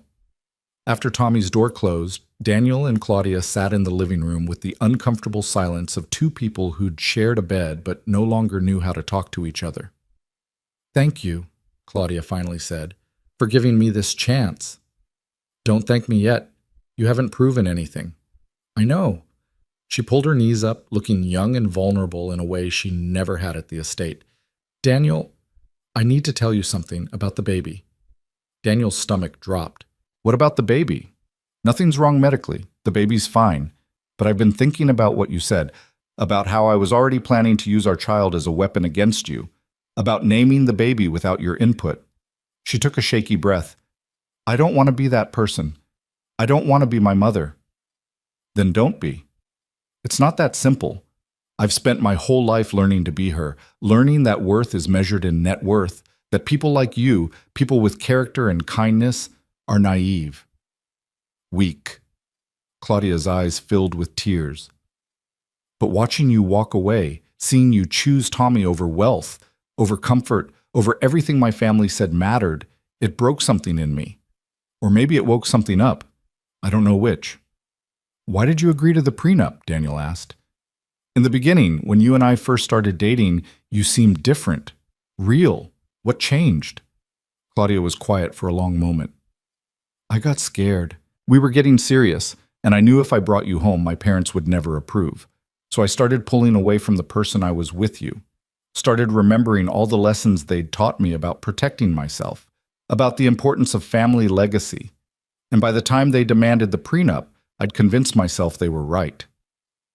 You convinced yourself I was beneath you. Yes. The admission was painful. And I'm so sorry, Daniel. I'm sorry for how I treated Tommy. I'm sorry for everything I said, everything I did. I know words don't fix it. I know I have to show you through actions, but I need you to know I'm aware of how badly I failed. Both of you. Daniel looked at his wife, and she was still his wife, still carrying his child, and saw something he hadn't seen in months. Shame, yes, but also determination. The question was whether that determination would last beyond the discomfort, beyond the novelty of playing poor. Tomorrow, Daniel said, you're taking Tommy to the park, just you and him. No phones, no distractions. You're going to play with him, talk to him, learn who he actually is instead of seeing him as an obligation. I can do that. Can you? Because Tommy's been through enough, Claudia. He lost his mother. He's been treated like an inconvenience by your family for months. If you're going to be in his life, you need to actually care about him. Not perform caring, actually care. I want to, Claudia whispered. I want to learn how. The next morning, Daniel watched from the apartment window as Claudia and Tommy walked toward the park 3 blocks away. Tommy's body language was stiff, uncertain. Claudia walked beside him with visible nervousness. Daniel wanted to follow them, to supervise, to protect his son from more disappointment, but that would defeat the purpose. Claudia needed to figure this out on her own. They were gone for 2 hours. Daniel graded papers, checked his phone obsessively, and tried not to imagine all the ways this could go wrong. When they returned, Tommy was smiling. Dad, Claudia pushed me on the swings and I went so high, and we fed the ducks and she taught me how to skip rocks. Tommy's excitement was genuine, unforced. She's actually pretty cool when she's not at the mansion. Claudia stood behind Tommy and her expression was complicated, happy but also sad, as if she was realizing how much she'd missed. We had a good time, she said simply. I can see that. After Tommy ran to his room to change out of his muddy clothes, Claudia approached Daniel. He told me about Sarah, she said quietly, about how she used to take him to that park, about their favorite bench, their favorite duck. He's been carrying so much grief, and I never even asked about it. I just saw him as your baggage, instead of as a little boy who lost his mother. And now? Now I see him. Claudia's voice broke. I see him, and it breaks my heart that I wasted so much time being cruel when I could have been building something real. It was a start. Not forgiveness, not resolution, but a start. The days that followed established a rhythm. Claudia went to her new job where, according to Jennifer's reports, she was struggling but trying. She came home exhausted, unused to actual work, but she didn't complain. She spent evenings with Tommy, helping with homework, learning his favorite books, asking about his day with what seemed like genuine interest. Daniel watched it all with cautious hope and persistent doubt. Was this real change or elaborate performance? Was Claudia becoming a better person, or just playing a role until she could reclaim her old life? 2 weeks into the month, Richard Lancaster showed up at the apartment. Daniel opened the door to find his father-in-law standing in the hallway, looking profoundly uncomfortable in the modest building. I need to speak with my daughter, Richard demanded. She's not here. She's at work. Work? Richard said the word like it was foreign. This has gone on long enough, Daniel. Claudia belongs at home, not playing house in some rundown apartment. This isn't a game, Daniel said coldly. And she's not playing. She's learning who she could have been all along if you hadn't spent 32 years teaching her that people's worth is measured in their portfolios. You self-righteous... Richard stopped himself, visibly controlling his anger. You think you've won because you inherited some money? You're still the same poor schoolteacher who got lucky. Money doesn't change breeding. You're right, Daniel said. Money doesn't change breeding, which is why no amount of wealth will ever make you or your wife decent human beings. Richard's face went dark. I could destroy you. You could try, but I have $10 million and the moral high ground. You just have money. Daniel started to close the door. Tell Evelyn that Claudia will call when she's ready. If she's ready. But right now she's learning that the world doesn't revolve around Lancaster expectations. He closed the door on Richard's sputtering protests. That evening, Claudia came home to find Daniel cooking dinner. Nothing fancy, just chicken and rice, while Tommy set the table. "My father came by," Daniel said without preamble. Claudia froze. "What did he want?" "You, back under their control." Daniel watched her carefully. "He called this playing house, said you belong at the estate." "What did you tell him?" "That you're an adult making your own choices. But Claudia, you need to understand something. Your parents aren't going to make this easy. They're going to pressure you, manipulate you, try to convince you that this," he gestured around the small apartment, "is beneath you." "I know." Claudia set down her work bag. "He's been calling me. Mother too. I haven't answered." "Why not?" "Because I'm afraid if I talk to them, I'll slip back. I'll remember all the reasons they gave me to see you and Tommy as less than, and I can't do that, not anymore." She moved into the kitchen, standing beside Daniel at the stove. "This chicken smells good." "It's just chicken." "At the estate, we had a chef who made complicated meals I couldn't pronounce. But this smells like home, like something real." Claudia looked at Tommy, who was carefully folding napkins the way Daniel had taught him.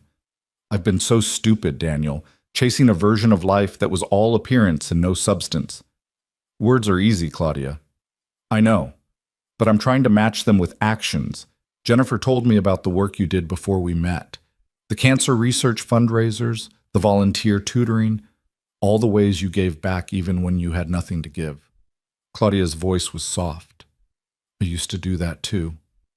Before I let my parents pull me back into their world. I used to volunteer at homeless shelters, used to tutor kids in underserved schools. I was happy then." "What happened?" "I fell back into their orbit, started caring what they thought, what their friends thought, started measuring my worth by their standards instead of my own."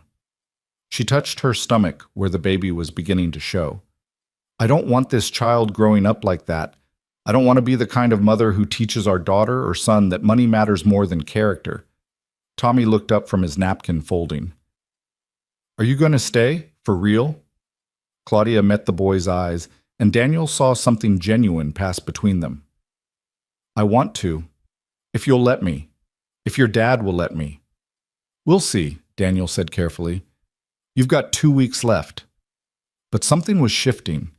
Daniel could feel it in the way Claudia laughed more easily now, in how she'd started buying groceries and learning to cook simple meals, in the way she asked Tommy about his day and actually listened to the answers, in how she came home with donated books for the after-school program and talked excitedly about helping kids who reminded her of someone she used to be.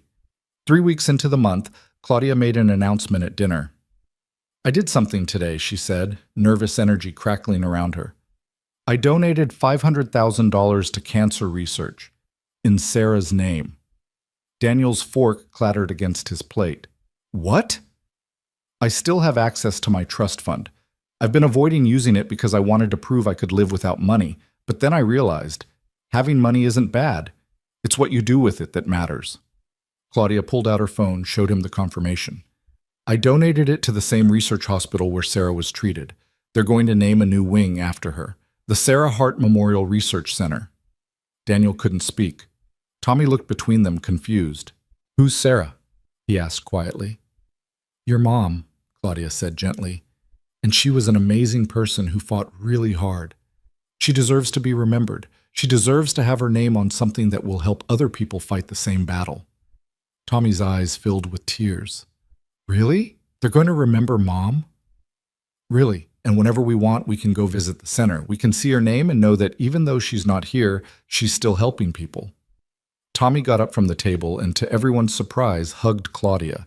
She stiffened for a moment, then wrapped her arms around the boy, tears streaming down her face. Daniel watched them and felt something crack in his chest. The walls he'd built, the protective distance he'd maintained, it was crumbling in the face of what looked like genuine transformation. That night, after Tommy was asleep, Daniel and Claudia sat on the small balcony of the apartment. The December air was cold, but they'd bundled in blankets, drinking hot chocolate Daniel had made on the stove. "The Memorial Center," Daniel said. "That was remarkable. It was the right thing to do. Sarah gave Tommy to the world. She gave you to the world. The least I can do is make sure she's not forgotten." Claudia stared into her mug. I've been thinking about something Jennifer said. She told me that who we are in private when no one's watching, that's our real character. And I realized I've spent years performing, being who my parents wanted in public, being hollow in private. I don't want to be that person anymore.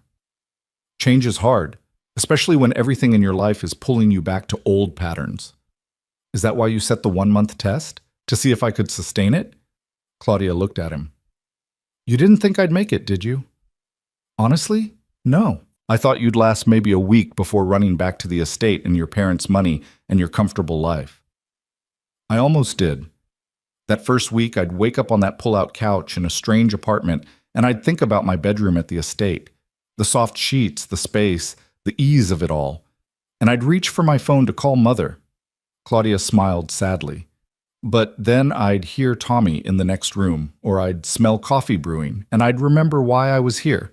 Not because of money or appearances, but because I wanted to be someone my child could be proud of. The baby? Both children, Tommy and the baby. I want them both to see me as someone who chose love over comfort, who chose being real over being right. She touched her stomach. I felt the baby move yesterday, first time, and I realized I was terrified not because I don't know how to be a mother, but because I'm afraid of becoming my mother, afraid of teaching our child all the wrong things. Daniel reached over and took her hand. It was the first intentional touch they'd shared since he'd left the estate. You're not your mother, he said. You're choosing differently. Am I? Or am I just performing again, playing the role of reformed rich girl until I get what I want? That's the question, isn't it? That's what this month is supposed to answer. And what's your answer? Do you believe I've changed? Daniel looked at his wife, really looked at her for the first time in months. The designer clothes were gone, replaced by Target jeans and thrift store sweaters. The carefully maintained hair and makeup had given way to a more natural look. The constant phone checking and social media posting had stopped. She looked younger, somehow. Freer. But more than the surface changes, there was something different in her eyes. A clarity that hadn't been there before. A presence. Like she was actually inhabiting her life instead of performing it. I think you're trying, Daniel said carefully. And that's more than I expected. Is trying enough? I don't know yet. Ask me in 1 week. The final week of the test arrived with a cold snap that froze pipes and made the apartment's heating system work overtime. Claudia didn't complain about the cold or the cramped space or the reality of middle-class winter. She wrapped herself in blankets, helped Tommy with his science project, and went to work at the nonprofit where she was slowly earning respect through actual effort. On Christmas Eve, exactly 25 days into the month, Daniel came home to find the apartment transformed. Not with expensive decorations, but with handmade ones. Paper snowflakes hung from the ceiling. Tommy's drawings decorated the walls. A small tree stood in the corner, nothing like the elaborate 15-foot designer tree at the Lancaster estate, covered with popcorn strings and construction paper ornaments. We made decorations, Tommy announced proudly. Claudia showed me how to make snowflakes with 6 points instead of 8. It's science! Claudia emerged from the kitchen, flour on her face, looking happier than Daniel had seen her in a year. We're baking cookies, she said. They're probably terrible, but Tommy wanted to try his mom's recipe. You had it written down in your recipe box, and I thought, I hope that's okay. I should have asked first. Daniel looked at the mess in the kitchen, at the flour handprints on the counter, at Tommy beaming with genuine joy, at Claudia wearing Sarah's old apron that he'd packed away in a box because it hurt too much to see. It's perfect, he said, his voice rough with emotion. They spent Christmas Eve eating slightly burned sugar cookies and watching Christmas movies on the old TV Daniel had bought at a pawn shop. Tommy fell asleep between them on the couch, and Claudia gently moved him to his bed, tucking him in with a tenderness that seemed to come naturally now. He's a special kid, she said when she returned to the living room. Yeah, he is. I almost missed knowing him. I almost threw away the chance to be part of his life because I was so focused on what my parents would think. Claudia sat beside Daniel, carefully maintaining some distance. I'm not asking for forgiveness. I know I haven't earned that. But I want you to know I see what I almost lost. And I'm grateful you gave me this chance to see it. Christmas morning arrived with snow and the sound of Tommy's excited footsteps. Daniel had bought modest presents, books, art supplies, a new bike from the secondhand store. Claudia had somehow found Sarah's favorite children's book in a first edition and wrapped it for Tommy with a note. From one book lover to another, love, Claudia. Tommy cried when he opened it, clutching the book to his chest.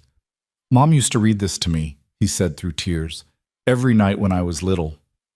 I know, Claudia said softly. Your dad told me, and I thought maybe we could read it together sometimes, if you want, not to replace your mom, but to remember her. Tommy looked at Claudia for a long moment, then nodded. I'd like that. That evening, Evelyn Lancaster called. Claudia answered this time, stepping onto the small balcony for privacy. Daniel could hear muffled voices through the glass door, Evelyn's sharp tones, Claudia's quieter responses. The conversation lasted 10 minutes and ended with Claudia simply hanging up. She came back inside, her face pale but determined. Mother demanded I come home for New Year's, said this experiment in poverty has gone on long enough. Claudia met Daniel's eyes. I told her no. I told her I'm building a life that matters, with people who matter, and that's more important than maintaining appearances at a party full of people who measure worth in stock portfolios. What did she say?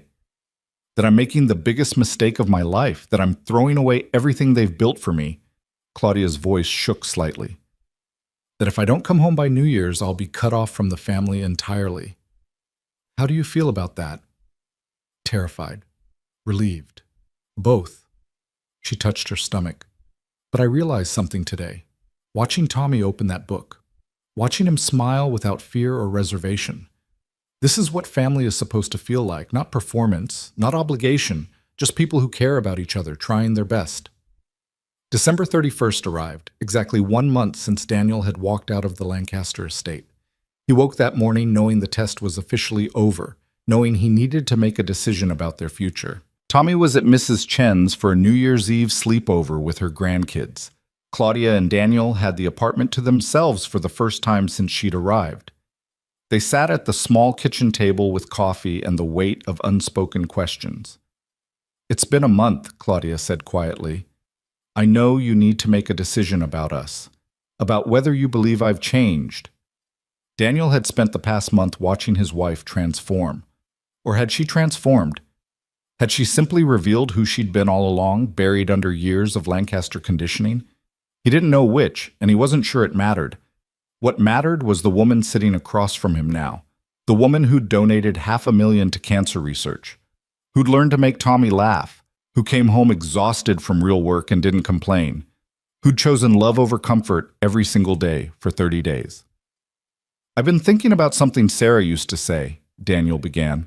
She said that people show you who they are through their choices, not their words, not their intentions, but their actual choices when things get hard.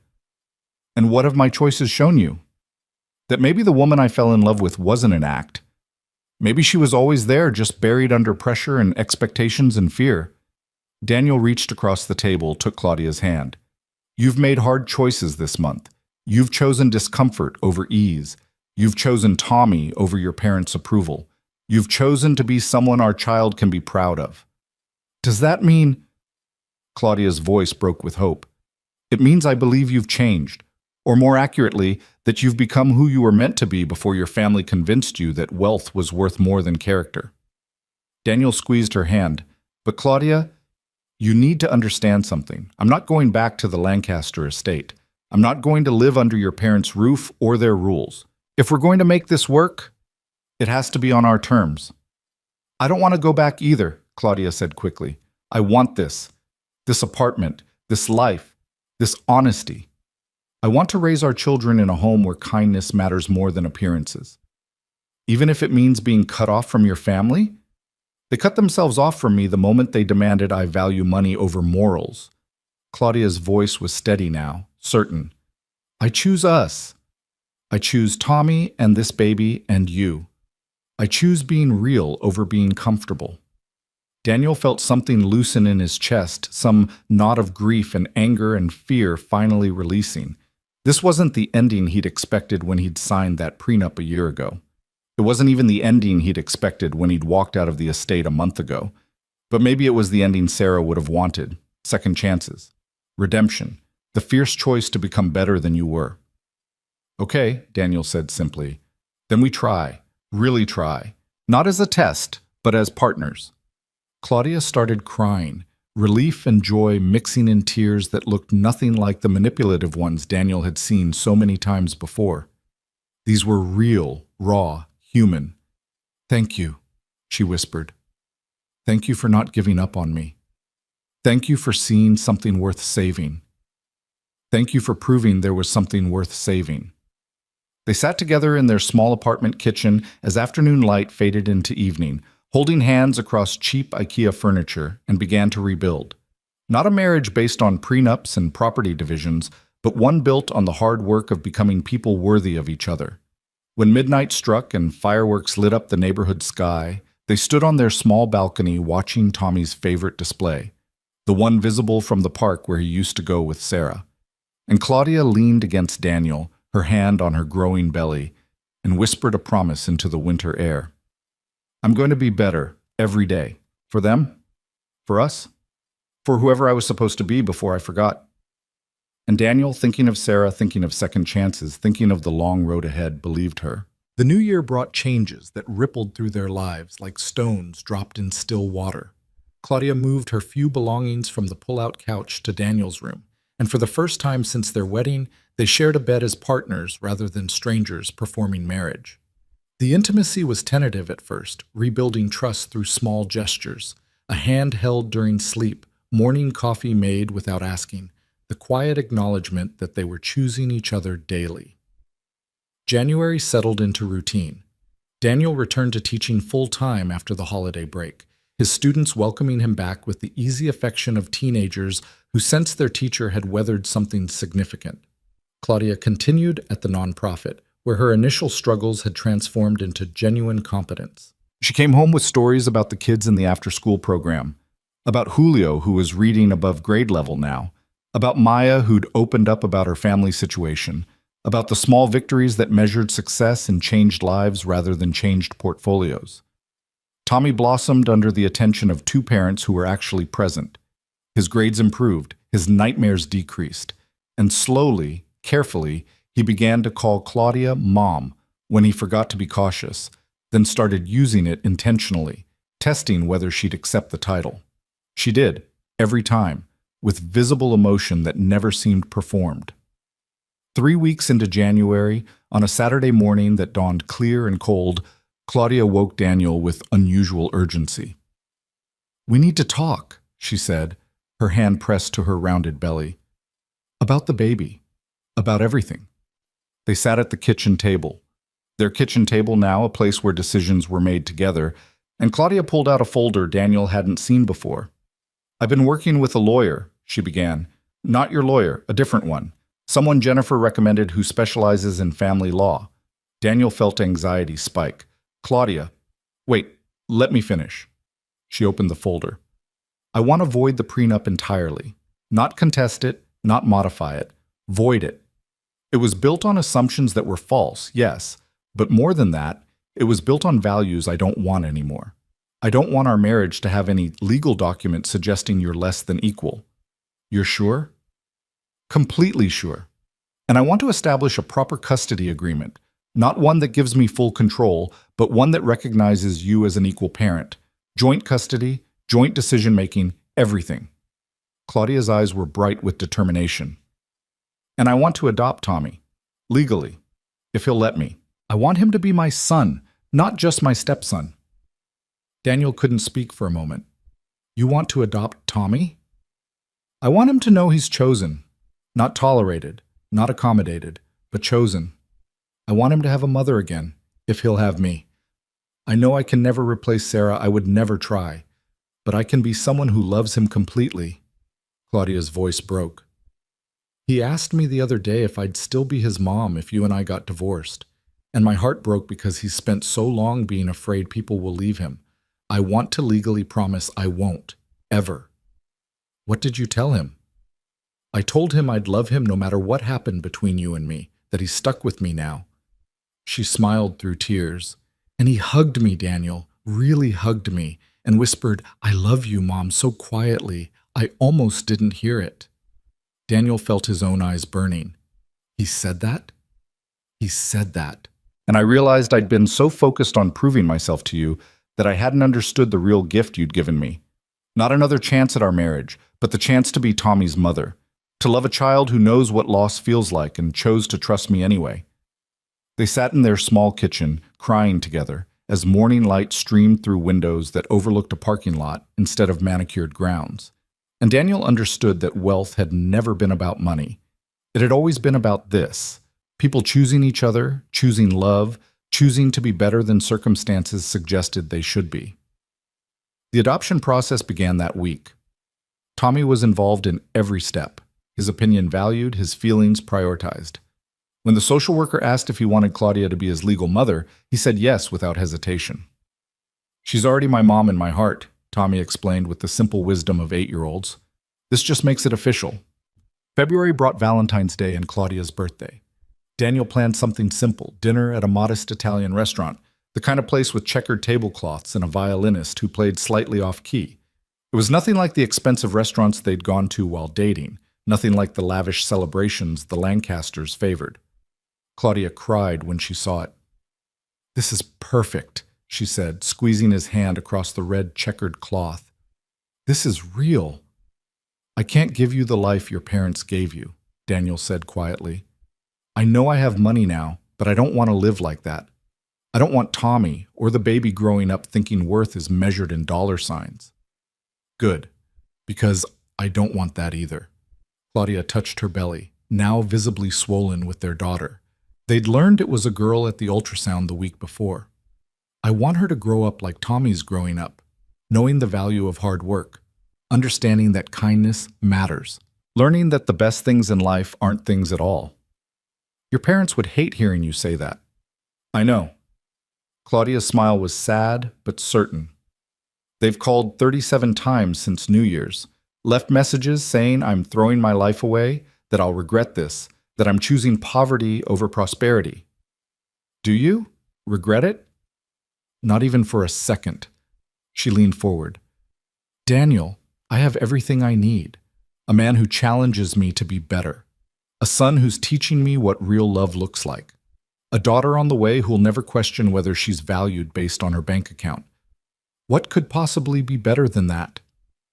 They ate cheap pasta and shared a dessert and walked home through February cold, and Daniel thought about how happiness had nothing to do with square footage or thread count. It was measured in Claudia's laugh, unguarded and real, and how she stopped to look at Valentine's displays in store windows with genuine delight rather than calculating their cost. In the way she hummed while doing dishes, a habit she'd never shown at the estate because there'd always been staff to handle such pedestrian tasks. March arrived with Tommy's spring break and an unexpected visitor. Daniel answered the apartment door to find Richard Lancaster standing in the hallway, looking even more uncomfortable than his last visit. "I need to speak with you," Richard said stiffly. "Both of you." Claudia emerged from the bedroom, her pregnancy now obvious, and stiffened when she saw her father. "Dad, what are you doing here?" "May I come in?" Richard's request was so uncharacteristic that both Daniel and Claudia exchanged surprised glances before stepping aside. Richard entered the modest apartment, taking in the second-hand furniture, the art projects on the refrigerator, the small space that held more warmth than his mansion ever had. He stood awkwardly in the living room, a man completely out of his element. "Your mother sent me," he began, then stopped himself. "No, that's not true. I came because I needed to see for myself." "See what?" Claudia's voice was guarded. "Whether this was real, whether you'd actually chosen this," he gestured vaguely, "over everything we gave you." "I chose love over luxury, Dad." "Yes." Richard was quiet for a long moment. "Your mother is furious. She says you've embarrassed the family, thrown away your heritage, betrayed everything we taught you." "I know what Mother thinks. Is that why you came, to tell me that?" "No." Richard moved to the window, staring out at the parking lot. "I came because I've been watching you. The social media post stopped, but Jennifer Morrison's been giving updates to your mother's bridge club, about your work at the nonprofit, about the memorial wing for Daniel's first wife, about the adoption proceedings for the boy. His name is Tommy, Dad, and yes, I'm adopting him. I know his name. Richard turned back to face them. I know his name now. I didn't before, and that's my shame to carry. He looked at Daniel. You were right, what you said when you left, about us measuring worth in dollars instead of character, about raising Claudia to value all the wrong things. Daniel didn't respond, too shocked to find words. I've spent 3 months watching my daughter be happier in a rundown apartment than she ever was in a mansion. Watching her work harder for a nonprofit salary than she ever worked for anything in her life. Watching her become a mother to a child she didn't give birth to with more dedication than I've seen in most biological parents. Richard's voice roughened. And I've had to confront the fact that we failed her, Evelyn and I. We taught her to be afraid of anything that didn't come with a price tag. We taught her to measure people by their bank accounts. We taught her that love was secondary to legacy. Why are you telling us this? Claudia asked, her voice barely above a whisper. Because I'm proud of you. The words seemed torn from Richard. For the first time in your life, you've made choices based on conviction rather than comfort. You've chosen to be someone of substance, and I'm proud of you. I don't know if that matters anymore, if I've lost the right to say it, but I needed you to know. Claudia was crying now, silent tears tracking down her face. It matters. It matters a lot. I don't expect forgiveness. I don't expect you to come back to the estate or to reestablish connection with your mother. She's still convinced you'll come to your senses eventually. But I wanted to meet my grandson. Richard looked toward Tommy's closed bedroom door. If you'll allow it, I want to know the boy you've chosen as your son. And I want to be in my granddaughter's life, if you'll let me. Not as Lancaster the businessman, but as a grandfather who's learning that there are more important things than quarterly reports. Daniel and Claudia looked at each other, a silent conversation passing between them. Finally, Claudia nodded. Tommy, she called, can you come here for a minute? Tommy emerged from his room, book in hand, and stopped when he saw Richard. Tommy, this is my father, your grandfather, if you're okay with that. Claudia's voice was gentle. He'd like to get to know you, but only if you're comfortable. Tommy looked at Richard with the assessing gaze of a child who'd learned to read adults carefully. Are you going to be mean to my dad? Richard blinked, startled. No. I was wrong to be unkind to your father. I'm hoping to do better. And you won't make Mom go back to being sad and scared? Is that how she was? At the estate? Yeah, she smiled a lot, but her eyes were sad. Now she smiles and her eyes are happy too. I don't want the sad eyes to come back. Richard looked at his daughter, seemed to see her clearly for perhaps the first time. No, I don't want that either, and I promise I won't try to change her back. Tommy considered this, then nodded. Okay. Do you want to see my solar system project? I got an A. And just like that, with the easy forgiveness of children. Tommy led his grandfather to the kitchen table to show him a model of planets made from painted styrofoam balls. Richard listened with what appeared to be genuine interest, asking questions, praising Tommy's work, becoming grandfather rather than patriarch. Claudia leaned against Daniel, watching them. I never thought I'd see my father sitting at a kitchen table looking at a third-grade science project like it was a business presentation worth billions. People can surprise you, Daniel said quietly. He still has a long way to go. They both do. Mother probably won't ever come around. But he's trying. That's something. It's everything, Claudia corrected. It's proof that it's never too late to choose differently. April brought spring in Claudia's baby shower, organized by Jennifer Morrison and the women from the nonprofit. It was held in the community center where Claudia worked, decorated with handmade streamers and a cake from the local grocery store. The guests were a mix of nonprofit colleagues, neighbors from the apartment complex, teachers from Tommy's school, and Marcus with his new girlfriend who taught kindergarten. Richard attended, looking profoundly out of place but making genuine effort to engage with people he would have dismissed as beneath notice 6 months earlier. Evelyn had been invited but declined, sending an expensive gift with a card that read simply, "For my granddaughter. Perhaps one day you'll understand." The gift remained unopened in the corner. Claudia opened presents from people who'd spent more thought than money, handmade blankets, gently used books, a photo album filled with pictures of Tommy and Daniel and Claudia over the past months, documenting the transformation of their family. Mrs. Chen gave Claudia a pair of jade bracelets that had belonged to her own mother. For protection, Mrs. Chen said, clasping them on Claudia's wrists, and for luck, but mostly to remind you that family is built by choice and commitment, not by blood and obligation. Claudia hugged the elderly woman, both of them crying, and Daniel watched his wife be embraced by a community that valued her for who she was rather than what she had. This was wealth, he thought. This was legacy. Not trust funds and real estate, but connections built on authenticity and sustained by genuine care. The party ended with Tommy presenting Claudia with a drawing he'd made. Their family of 4, holding hands under a sun with rays like fingers reaching across the sky. In Tommy's careful third-grade handwriting, he'd written, "My family is love." Claudia framed it and hung it in the apartment's living room, in the place of honor where the Lancasters would have hung expensive art. May brought the adoption finalization. They stood in family court, Daniel, Claudia, Tommy, Marcus, Jennifer, Mrs. Chen, and Richard, who'd asked permission to attend, while a judge made official what had already been true in their hearts. "Thomas James Hart," the judge said, using Tommy's full legal name. "You're now legally the son of both Daniel Hart and Claudia Lancaster Hart. Do you understand what that means?" "It means I have 2 parents who chose me," Tommy said clearly, "and a sister who's coming soon. It means I'm not alone anymore." The judge smiled, her eyes suspiciously bright. "That's exactly what it means. Congratulations to your family." Tommy hugged Claudia first, whispering something that made her cry. Then he turned to Daniel. "I have 2 moms now, Dad. One in heaven and one here. Is that okay?" "That's more than okay, buddy. That's perfect." They celebrated with pizza at Tommy's favorite place, the one near their old apartment. Richard joined them, attempting to navigate the foreign territory of paper plates and red plastic cups with admirable grace. "This is good pizza," Richard said, sounding surprised. "Best in the city," Tommy declared. "Way better than the fancy food at your mansion." "You might be right about that."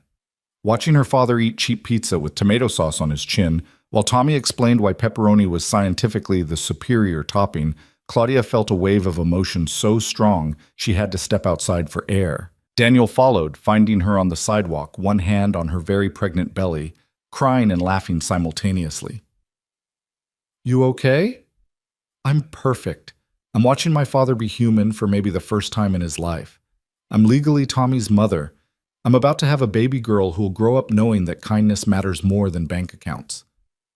Claudia wiped her eyes. "How did this become my life? How did I get so lucky?"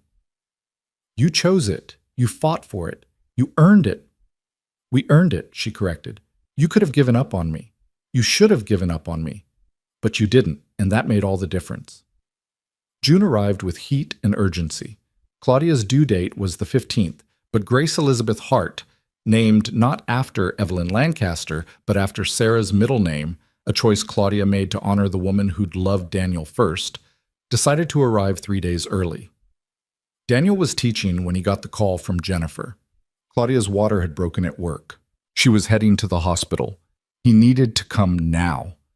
He left his classroom in the capable hands of another teacher, collected Tommy from school, and drove to the hospital where Marcus met them with calm efficiency. Richard arrived shortly after, having been called by Jennifer, looking terrified in a way corporate boardrooms had never managed to achieve. "Is she okay? Is the baby okay?" "She's fine," Jennifer assured him. "Labor's progressing normally. She's asking for Daniel and Tommy." They found Claudia in a labor and delivery room, breathing through contractions with determined focus. Her face lit up when she saw them. "You came," she said to Richard, genuine surprise in her voice. "Of course I came. You're my daughter. You're having my granddaughter." Richard moved to her bedside awkwardly, clearly unsure what to do. "I'm proud of you, for all of it, for being strong enough to rebuild yourself." "I love you, Dad," Claudia said through tears and pain. "Even when I was angry, even when I was hurt, I never stopped loving you." "I love you too. I should have said it more. Should have shown it better." Richard looked at Daniel. "Take care of my girls." Always, Daniel promised. Tommy held Claudia's hand through contractions, his small face serious with the weight of being part of something miraculous. Between contractions, Claudia talked to him about what to expect, about how his sister was coming to join their family, about how much Grace was going to love having him as a big brother.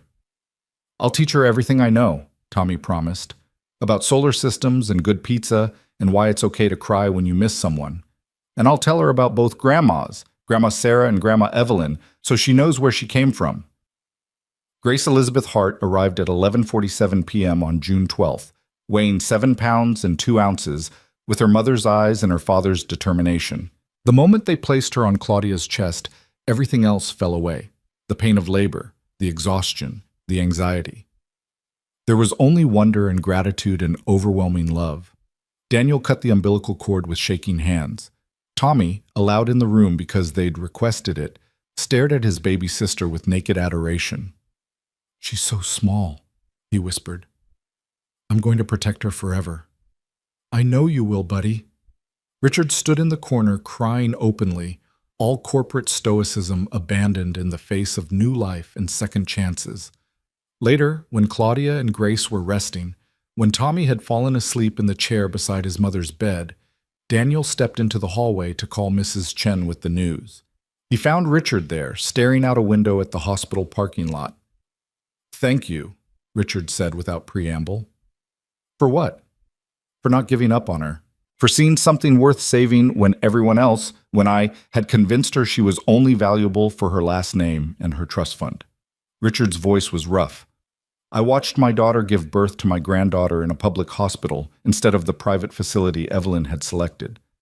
I watched her hold that baby with more genuine joy than I've seen in 30 years of her life, and I realized that everything I thought mattered doesn't matter at all. It's never too late to learn that. Isn't it?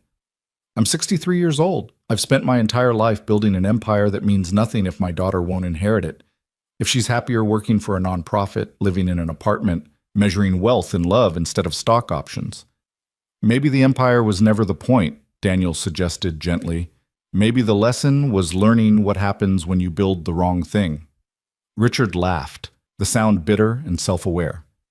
"You're wiser than I gave you credit for. Than I gave anyone credit for who didn't have a portfolio I could evaluate. People keep surprising you when you actually pay attention to them." "Yes, they do." Richard turned from the window. "I'm changing my will. Not to punish Claudia, but to support the life she's chosen. Setting up trusts for the children, yes, but also endowing her nonprofit, establishing scholarships for kids like Tommy who've lost parents to illness, creating something that matters beyond profit margins." "That's remarkable."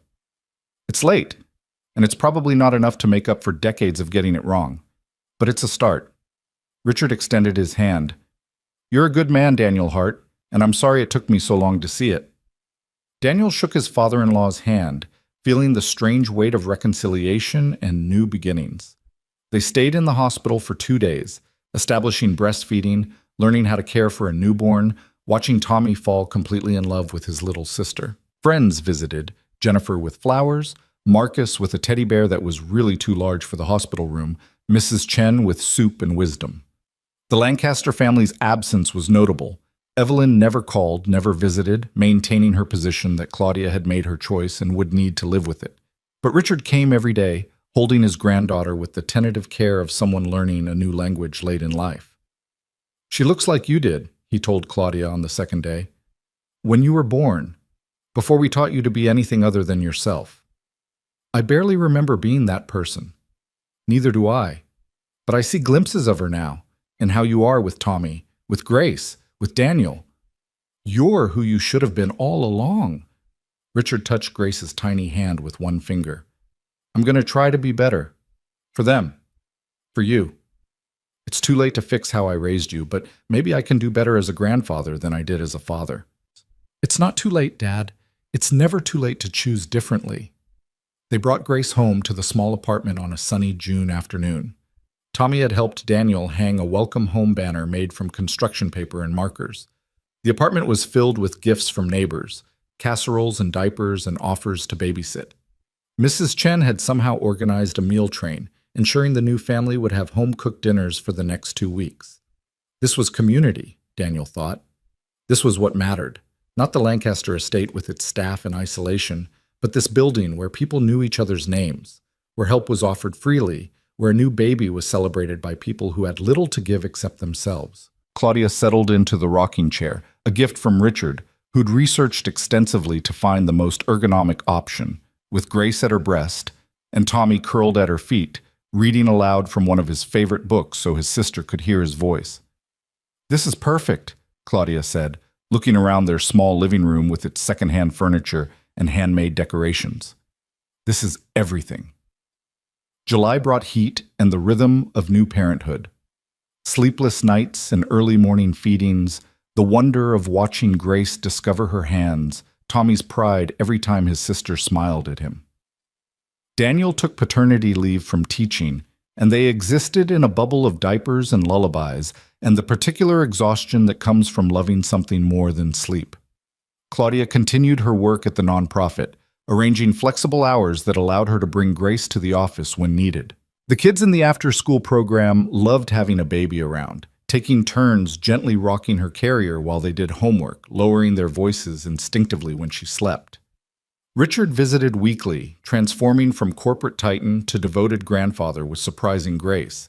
He learned to change diapers, to warm bottles, to walk Grace around the apartment at 3 a.m. when she was fussy and her parents were beyond exhausted. He read to Tommy, asked about school, attended a soccer game in the summer heat without complaint. Evelyn remained absent, a ghost haunting their story through her notable silence. Claudia mourned the mother who chose pride over love, but she was healing too, building a different kind of family from people who showed up and stayed. August brought Tommy's 9th birthday and an unexpected delivery. A package arrived addressed to Claudia from an attorney's office in Connecticut. Inside was a letter from Evelyn and a check for $5 million. The letter was brief. "Claudia, I cannot support your choices, but I acknowledge they are yours to make. This money is yours, from my personal inheritance, not the Lancaster family trust. Do with it what you will. Perhaps one day your children will understand what you've thrown away. Perhaps they'll be grateful you chose differently. Time will tell. Your mother, who loves you even when she doesn't understand you."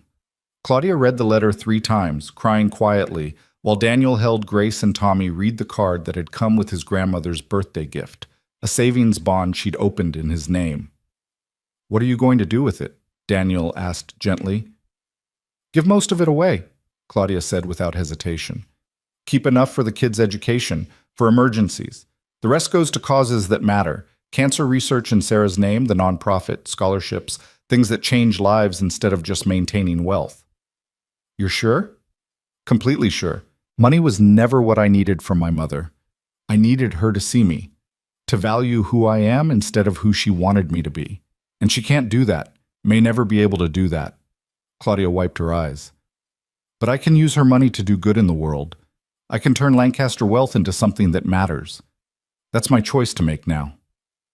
September arrived with cooler weather and Tommy's return to 4th grade.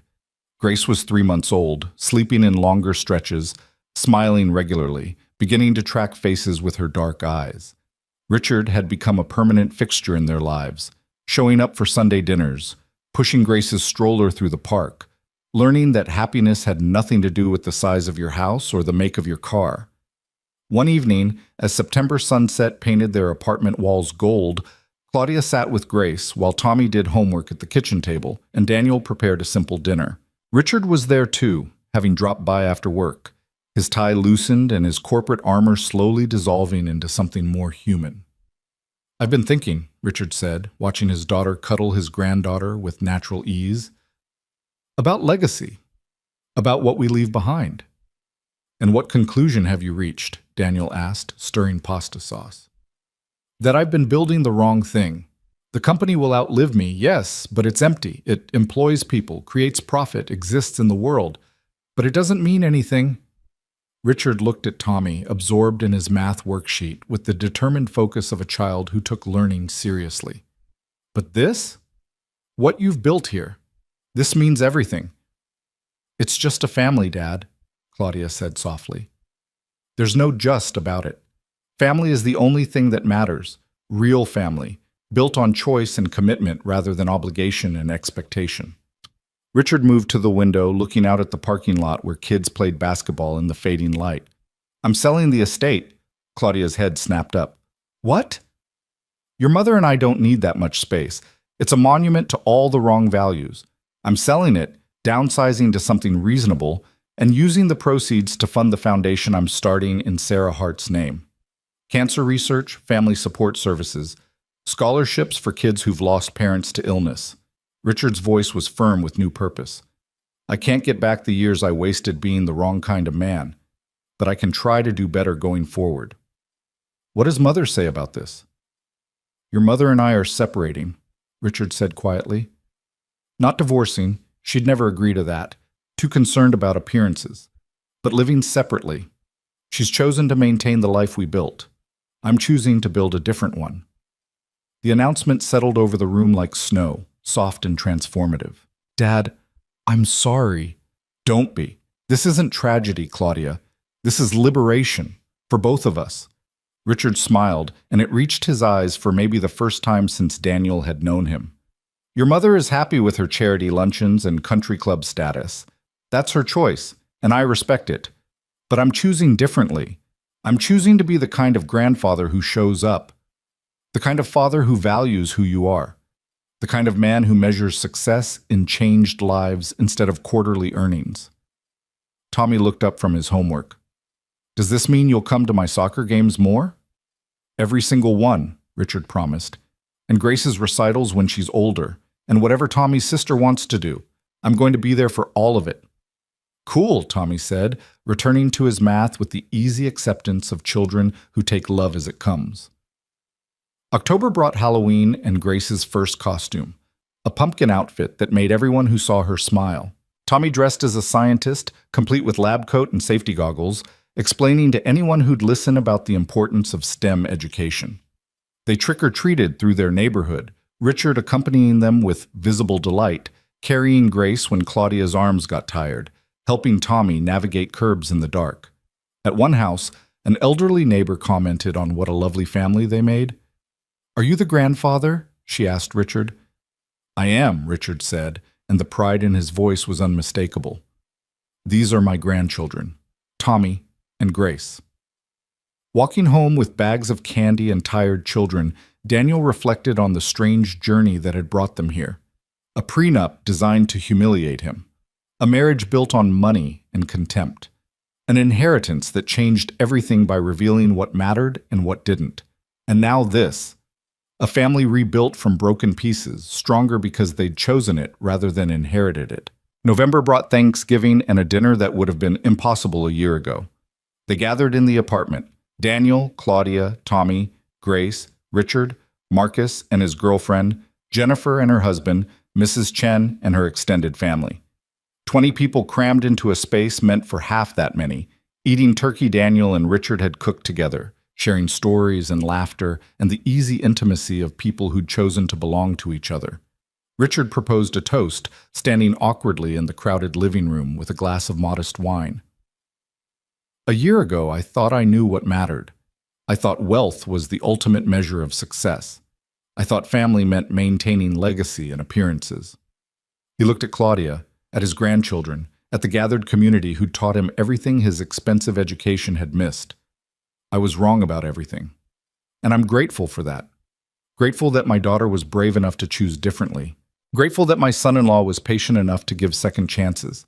Grateful for these children who are teaching this old man that it's never too late to learn what really matters." "Hear, hear," Mrs. Chen said, raising her own glass. "To family, not the one we're born into, but the one we build." They drank to that, to chosen family, to second chances, to the hard work of becoming better than you were. December arrived with the anniversary of Daniel's 35th birthday, the day everything had changed. They celebrated quietly, no grand gestures, no dramatic revelations. Just a small cake Tommy had helped Claudia bake, slightly lopsided but made with love. Just presents that focused on thought over cost. Just the four of them in their small apartment, plus Richard, who'd become a permanent fixture in their lives. 1 year ago today, Daniel said, holding Grace while Tommy leaned against Claudia, I thought I was ending my marriage. Thought I was walking away from someone who couldn't change. I'm glad you were wrong, Tommy said. I like having mom. Both moms. Grandma Sarah and Mom Claudia. Me too, buddy. Claudia wiped her eyes. 1 year ago, I was the worst version of myself. Cruel and shallow and measuring everything by the wrong standards. And you gave me a chance to be better. Thank you for that. Thank you for seeing something worth saving. Thank you for proving there was something worth saving. Richard, holding Grace's tiny hand in his larger one, cleared his throat roughly. 1 year ago, I thought my daughter had made the biggest mistake of her life. Turns out the only mistake was mine, spending 32 years teaching her all the wrong lessons. But we're both learning better now. That night, after Tommy and Grace were asleep, after Richard had gone home to his new, modest townhouse, Daniel and Claudia stood on their small balcony watching winter stars. Do you ever regret it? Daniel asked. Giving up the estate, the money, the life you were raised to live? Not even for a second. Claudia leaned against him. I have everything that matters. A son who chose to trust me. A daughter who'll grow up knowing that character matters more than bank accounts. A husband who believed in the person I could become. A father who's learning that love is measured in presence, not presents.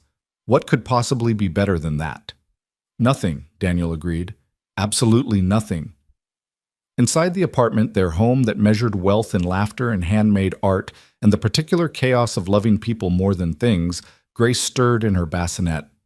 Claudia went to her, lifting their daughter with practiced ease, settling into the rocking chair by the window. Daniel watched his wife rock their baby, while Christmas lights from neighboring apartments cast soft colors across the room. Tommy's artwork covered the refrigerator. Toys were scattered across the floor. Dishes from dinner sat in the sink, waiting for morning.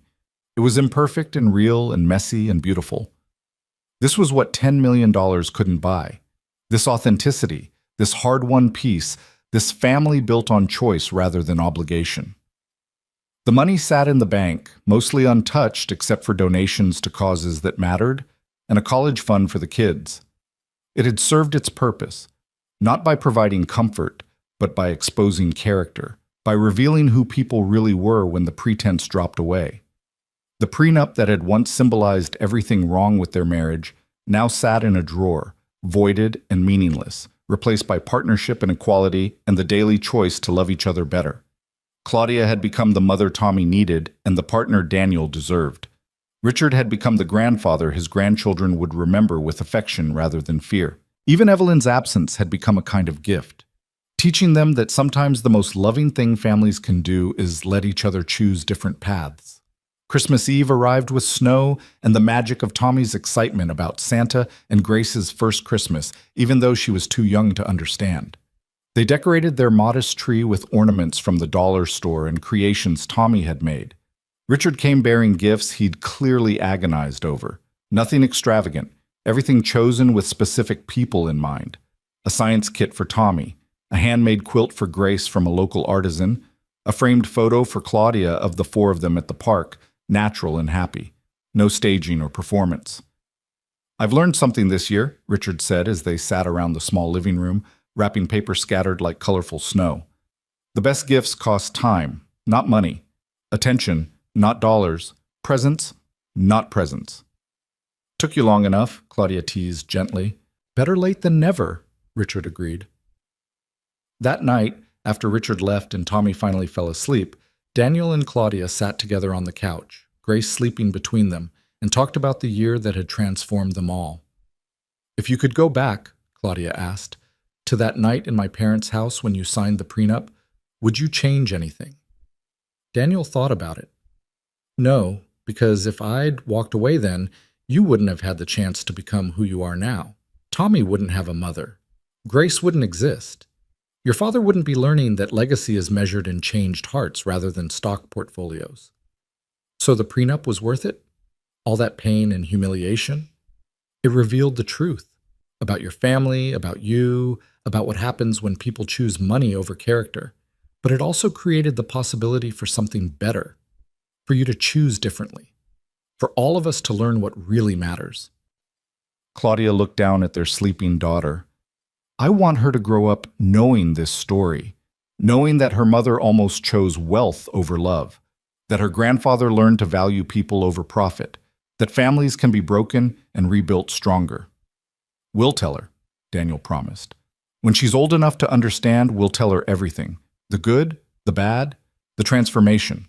So she knows that people can change, that second chances matter, that money exposes character, but it's what you do with that exposure that defines you." Christmas morning dawned bright and cold. Tommy woke them at dawn, excited about presents that had nothing to do with their price tags. Grace wore the pumpkin outfit she'd grown into, gurgling happily while her brother opened gifts with meticulous care, studying each one, expressing genuine gratitude. Richard arrived mid-morning, bearing breakfast from Tommy's favorite bakery. They ate together, the five of them, in their small kitchen that barely fit them all. And it was perfect, not because of what they had, but because of who they'd become. As winter afternoon faded into evening, as Grace slept and Tommy played with his new science kit, and Claudia helped Richard understand social media enough to see pictures of his grandchildren anytime he wanted, Daniel felt a profound sense of peace. They'd rebuilt from ashes. From a marriage based on contempt to one based on respect. From a family divided by wealth to one united by choice. From measuring success in dollars to measuring it in laughter, in Tommy's easy affection, in Grace's innocent trust, in Claudia's genuine transformation from who she'd been raised to be to who she'd chosen to become. Money hadn't saved them. It had exposed them, tested them, revealed them. But character had rebuilt them. Love had sustained them. Choice, the daily, difficult choice to be better than circumstances suggested they should be, had transformed them. The prenup that had once promised Claudia control of everything now meant nothing, because what mattered couldn't be controlled or divided or signed away in legal documents. Love, real love, the kind built on authenticity and earned through consistent choice, couldn't be prenuptiated. As evening settled over their small apartment, as the neighborhood kids played in the new snow and Christmas lights twinkled from every window, Daniel Hart looked around at his family, chosen and biological, broken and rebuilt, imperfect and real, and understood that they'd found the only wealth that mattered. Not money, but meaning. Not possessions, but presence. Not status, but substance. They'd learned the hardest lesson life could teach, that character, not capital, determined worth. That people, not portfolios, created legacy. That the best inheritance you could give your children wasn't money in a trust fund, but values they could carry through life, guiding them toward what actually mattered. In their small rental apartment, with secondhand furniture and handmade decorations, with a son who'd learned to trust again, and a daughter who'd never doubt her value, with a wife who'd chosen transformation over comfort, and a father-in-law who'd learned that it's never too late to become who you should have been all along, Daniel Hart had everything. And it had nothing to do with the $10 million sitting in his bank account. It had everything to do with the 5 people gathered in this small space, choosing each other daily, building a family that measured wealth in hugs and homework help, in showing up and staying present, in the hard, beautiful work of loving each other better than they had the day before. Money had exposed their character. Second chances had revealed it. And in the end, that was the only prenup that mattered, the one they wrote daily with their choices, their presence, their fierce commitment to valuing what was real over what was easy. This was legacy. This was wealth. This was everything. And no prenup, no matter how carefully constructed, could ever capture or control what they'd built together.